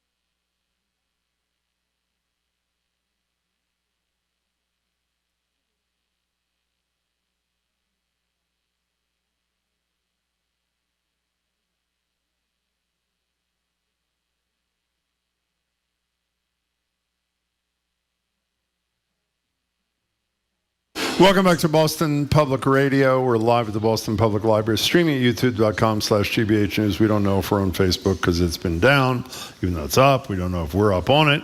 We're back tomorrow, Wednesday. Yes, Wednesday. We're here because we're about to start 3 days a week at the Boston Public Library, Tuesday, Wednesday, and Friday. So it's Super Tuesday. Though it doesn't feel that super in a lot of ways. We're more than a dozen states, including ours, take to the polls. Even though a third of all delegates will be awarded in primary elections today, much of the usual drama around these contests obviously is lacking. Most Americans say they don't want a Trump-Biden rematch, but it appears increasingly that's what we will get in November. There's some activity outside of the two men who've already served on the job once before. Republican challenger Haley made a pit stop here over the weekend in Needham, I think, arguing her candidacy is still viable. And a movement to vote, we heard from a lot of them yesterday, no preference in Massachusetts as a protest against Biden's handling of the Israeli-Palestinian conflict seems to be gaining steam. So for the remainder of today's show, as Marjorie said, I don't know if we call it exit polling. Give us your thoughts about today. Have you voted? I hope people were there when I went to vote this morning, and the commissioner, Michael Cox, said when he went to vote, the only person voting was him, and in my case, me. I hope that was aberrational. If you're in Massachusetts, we'd love to hear. are you voting? Are you embracing this no preference thing, or do you think a vote for Joe Biden, assuming you're a Democrat-leaning person, was the right thing to do? The number's 877-301-8970. Sort of a little election day group therapy here on Boston Public Radio. You know, our colleagues gave us a note. In a post on Instagram, Taylor Swift encouraged, this is not a typo, she has 282 million followers. She's big, Jim. 282 million followers? Yeah. Okay, to vote in the primaries on Tuesday, that's the good news. Do you know what she did not do? Endorse a candidate. Yeah, that's maybe, well, she endorsed Biden last time. Obviously, Biden, we've read, is very desirous of having maybe the most popular person on the planet to endorse him, but I guess she decided today was not the appropriate day. Maybe it's going to come down the line. What's your reaction to that? 877-301-8970. So other than utter terror, Marjorie, what emotion are you feeling? Well, a couple of texters are reminding me that John King just said, and he did, that if the election were held today, he has no doubt Donald Trump would win. Yes, that's exactly what he said, which is really great. Swell. Anyway, let's start with Matt in Stowe. What do you think, Matt? Hey, Matt. Hi. Hi. I voted today. I voted for Joe Biden because I think the campaign to vote uncommitted is silly. But I'm also disillusioned with local politics because of the Communities Act. I live in Stowe, and we're squeezed up against it because we're one town away from the commuter rail, but we're also a community that relies entirely on wells and septic systems. Hey, Matt, we're losing you. We got your. We got to let you go. It's not because of what you're saying. Let me just clarify though, as I think Lee Pelton did before, voting for the MBTA Communities Act, which we believe is I don't even think there should be a vote. It's a state law. Does not cause housing to be created. It causes zoning to be changed to allow for more housing. That's a totally separate decision by your community. There's no state law, am I correct, Marjorie, that requires that housing be built on these. Zoning change. Exactly, it's a zoning change. And then the towns and cities can decide what they want to do at that point, right. And so we encourage you to comply with the law, but obviously that's your vote. You make that decision. Erin in Brookline, you're next on Boston Public Radio. Hey there. Hey, good afternoon. Hi. I was first in line at my polling place this morning. I was super excited. I'm usually third or fourth. Good for you. That's great. Anyway, I thought of this at one point yesterday during one of the call-ins. I think it's still relevant. It's on MSNBC last week. Lawrence O'Donnell had a really good opening monologue about how television and our 24/7 coverage has really kind of ruined the presidency. And he brought up a lot of different presidents, but for example, like FDR never could have gotten elected these days. And he just made the point that the job really does happen behind closed doors and not making speeches, et cetera. So I don't know. I just thought it was interesting food for thought. Well, first of all, Lawrence O'Donnell's another Dorchester kid, speaking of John King. I'm a huge fan of Lawrence.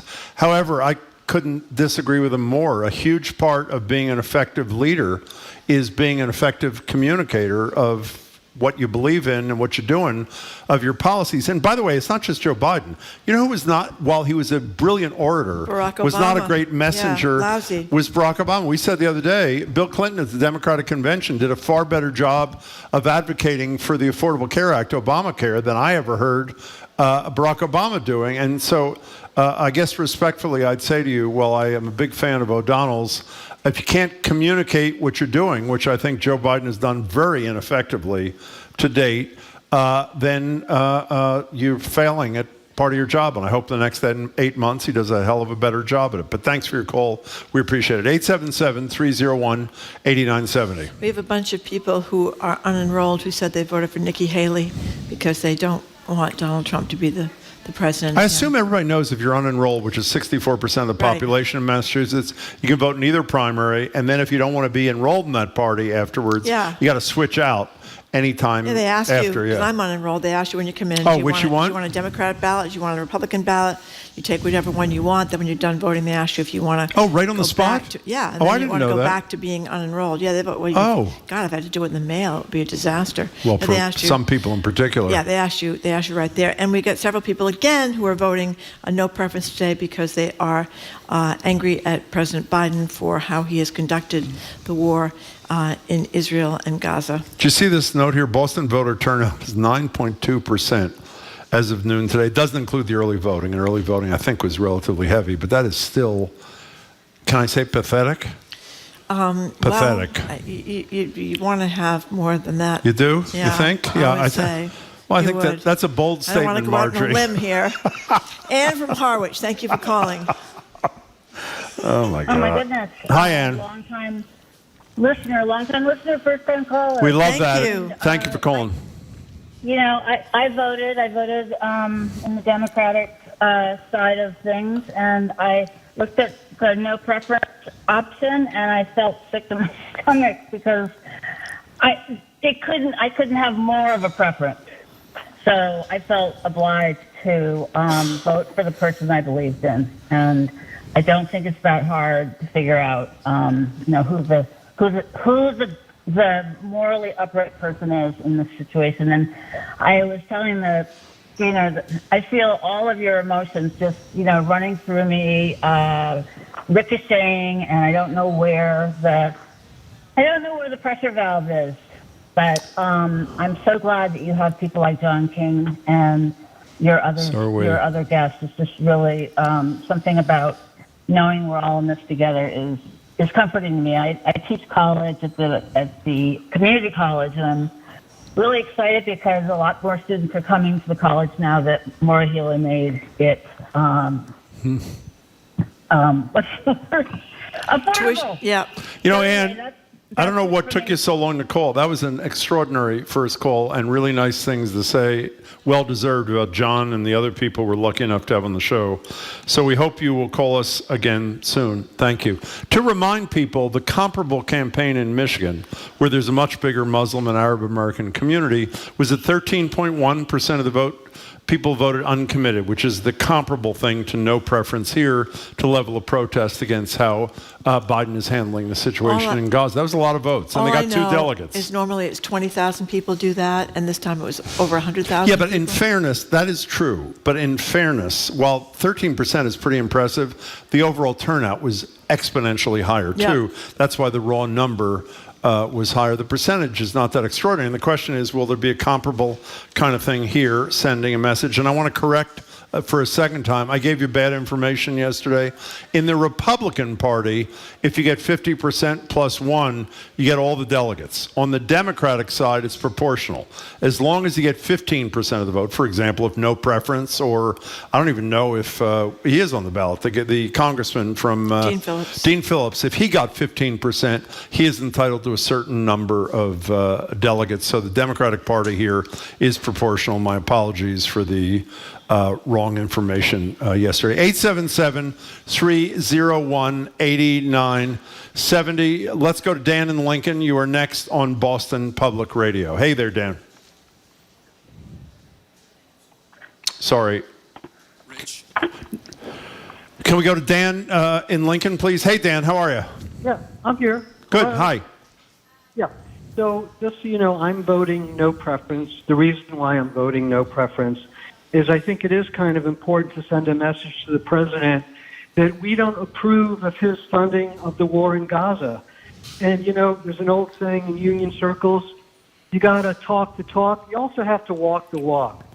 So he can talk as much as he wants to about how the war in Gaza is over the top.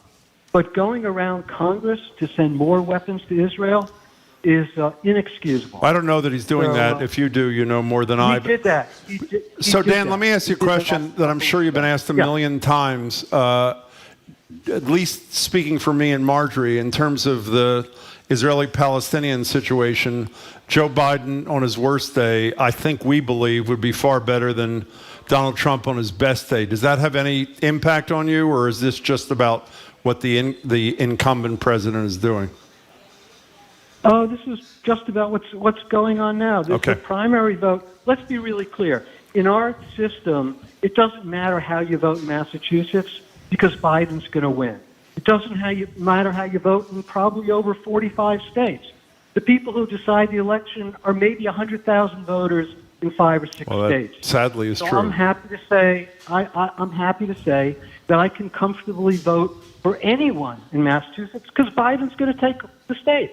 Dan, thanks for your call. We appreciate it. You know, Massachusetts is one of the states that has signed on to this initiative, which does not yet have enough support, but is approaching it, where the electoral votes of a state would go to whoever wins the national popular votes. We would get rid of this electoral college thing, and as a result, we wouldn't have what Dan has, which is outrageous to me, that essentially the candidates campaign in 5 or 6 states because every other state, 43, 44, are foregone conclusions, which to me is really not good for democracy. And there's something screwed up when over and over again we're electing people that didn't win the popular vote. You know, that doesn't seem... Well, how about something wrong when 2 out of the last 3 elections, the 2 major party candidates were overwhelmingly not wanted as the candidates by the American people? And you know what's amazing? Nobody has addressed, I surely don't have the expertise, what fix to the system there should be to ensure that the candidates, and this doesn't matter whether you like Biden or Trump, it's almost irrelevant. Overwhelmingly, the American people do not want a rematch. Have you heard anybody address whatever electoral reform there should be to ensure that we don't encounter that kind of situation in the future? Twice in 3 elections. Yeah, I'm sure there is somebody. I just don't know about him. Okay, where are we going? Kate in Oxford, thank you for calling. Hey, Kate. Hi, I'm with Dan. We actually, my husband and I, did a write-in vote for a ceasefire because we as well are completely disillusioned on the state of the current president's stance on Gaza. What does Biden have to do between now and November for you to say, I can support him on Election Day? I think he might have even missed the boat at this point. I'm not even sure I can commit to voting for a president when both campaigns are, I'm not as bad as the other guy.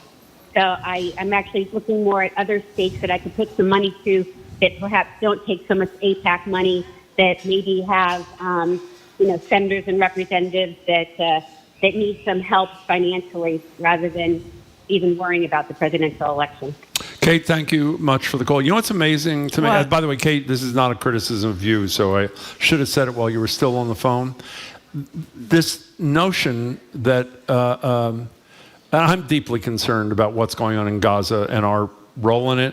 But we just spoke with Carol Rose about the Supreme Court and the right to choose. And the reason it doesn't exist anymore is because Donald Trump is elected President of the United States. And we have said 1,000,000 times on the show, other than the decision to declare war, the most important power a president has is to nominate justices to the Supreme Court, and if they're smart like Trump was, as you said, you nominate really young ones so that these justices could serve through 8 presidents. You could pick 8 liberals in a row as your next president for the next 32 years, and Coney Barrett, Gorsuch, and who's the third one? Who's the third conservative? Oh, Kavanaugh? Kavanaugh would still likely be on the Supreme Court of the United States. I mean, it's really... Well, I can understand why people are voting the no preference now because they think if they're going to come back to Biden in the fall. But what really amazes me when people say that that Trump's policies help them more than Biden's policies. Trump would take away Obamacare. I think millions of people tempted to are dependent. Well, I think without John McCain, it would have been. I think he'd try to do it again. He's a climate change denier. All these things. He's obviously put these Supreme Court justices on, take away choice. All these things. And what's really scary is that there'd be no guardrails for him the second time around because he would get rid of all the civil service people and put in loyalists and go after his enemies. So he said that, by the way. That's not Marjorie's hypothesis. He definitely said that. So it would be a total disaster. Not to mention, Ukraine and Russia and all this kind of stuff. But when they talk about the policies, what policies? What policies? Your 401k is doing pretty well right now, right? It's the highest they've ever been. But actually. But the thing I think Democrats are bad, and that John King talked about this, is one of the biggest things in the United States of America today is people can't afford anything. They can't afford college. They can't afford a house. They can't afford childcare. They can't afford these things. I think Democrats don't talk about that enough, because when you talk about how great the economy is doing, it's not working for millions of Americans, and they should talk about that a little bit more, it seems to me. Mickey from Sturbridge. Hi, Mickey. Hey, Mickey. Hi, thanks for taking my call. Sure. With the State of the Union coming up, and the risk to our democracy if this moron ever wins again, I can't tell you how, this is the most important speech of the 21st century in this country. And I know the norm with these speeches, as John King or somebody else outlined before, is just to go over accomplishments and what they're going to do in the future. But he needs to take off his gloves, especially on this immigration issue. He needs to let the nation know, because they're listening, that they approved the plan. He should also mention Rick Langford and commend him, and that 70 senators voted to this plan, 20 Republicans. He has to say this. He has to let them know he put everything in this plan that he wanted last November, and that because of Donald Trump, they turned it down. This is so important, because immigration is the one biggest issue the Republicans are riding on. And if he doesn't do this, his speechwriters and himself are missing the boat here. It's time to take the gloves off. By the way, it's not Rick. It's I believe it's James. And the reason you mentioned that's okay. The reason you meant Langford, he's a very conservative Republican who was the primary advocate of the bipartisan deal, which Biden agreed to, under which Biden said he would close down the border the day he signed the bill into law. The Republicans had that as a condition for funding, for example, for Ukraine. And as soon as Donald Trump realized that that was going to benefit the Democratic Party and Joe Biden, screw the American people, he ordered his supplicants in Congress to vote no, and they did. Mickey, that's a wonderful point. I can say with a decent amount of certainty that issue with the Republicans, I'm assuming, is going to be front and center in Biden's speech on Thursday night. I am a brand new U.S. citizen voting for the first time. I'm a Democrat, but I went undeclared to vote for Haley. It's my anti-Trump vote. I wish all Dems would do the same.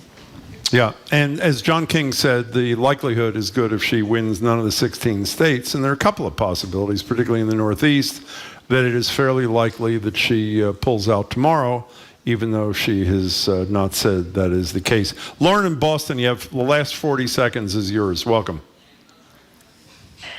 Hey, guys. I'll make this quick. Yep. So, Jim, I do have to laugh, but yes, Justice Kavanaugh, I tried to put him out of my head as well. Well, I wish that was the reason, but go ahead. I just forgot. Go ahead. I know. Marjorie, I do share your utter terror. Yeah. I 200% are voting for Biden, no hesitation whatsoever. It is easy because we have a system in place that has Kamala Harris, who is a viable, easy alternative. I don't understand why she's getting such pushback, but the alternative is just so profoundly horrifying. And for people, the Gaza, Ukraine, immigration, they're very complex situations that they're trying to navigate, and the uneducated calls that come through are horrifying. Despite, Jim, you corrected a gal yesterday with factual correction. Yeah, but I have to say, Lauren, I was with you to that point. I don't think it is on. You may disagree, and I totally respect your position. I think most of the people who called us or texted us yesterday saying they were voting no preference were not uneducated. They just cared deeply, above all else, about the humanitarian concerns that are being violated in Gaza. So other than that, I'm totally with you, Lauren, and thank you for your call. We much appreciate it. Okay, thank you very much for listening to another edition of Boston Public Radio. We're going to be back here tomorrow at the Boston Public Library for our first Wednesday ever at the library. We're very happy about that. You can keep up with us 24/7, but we have a by way of our podcast, Tomorrow we're going to be joined here at the library by Harvard National Security expert Juliet Kayyem, NBC Sports Boston's Trenny Casey. I can talk more about Dynasty, Jim. Rainey Aronson Roth, who's editor-in-chief and executive producer of Frontline. And Frontline is nominated for its 20 Days in Mariupol documentary. Is that a documentary? Yeah, it's documentary. Documentary, yeah. Okay. They're nominated for an Oscar, and the Oscars is this weekend. And the return of BPR's Musical Roundtable, GBH's James Bennett II, Berkeley's Emmett G. Price III, and CRB's Brian McCreath. We want to thank our crew, Zoe Matthews, Aidan Conley, Nicole Garcia, Hannah Loss, our engineer, John McLaugh Parker, our executive producer, Jane Bologna. Special thanks to BPL team, Angelica Marrero, Maddie Geyer, and Carly Corcoran. Stay tuned to The Culture Show. It's right after us on 89.7 GBH. See you later, Jim. See ya. Bye.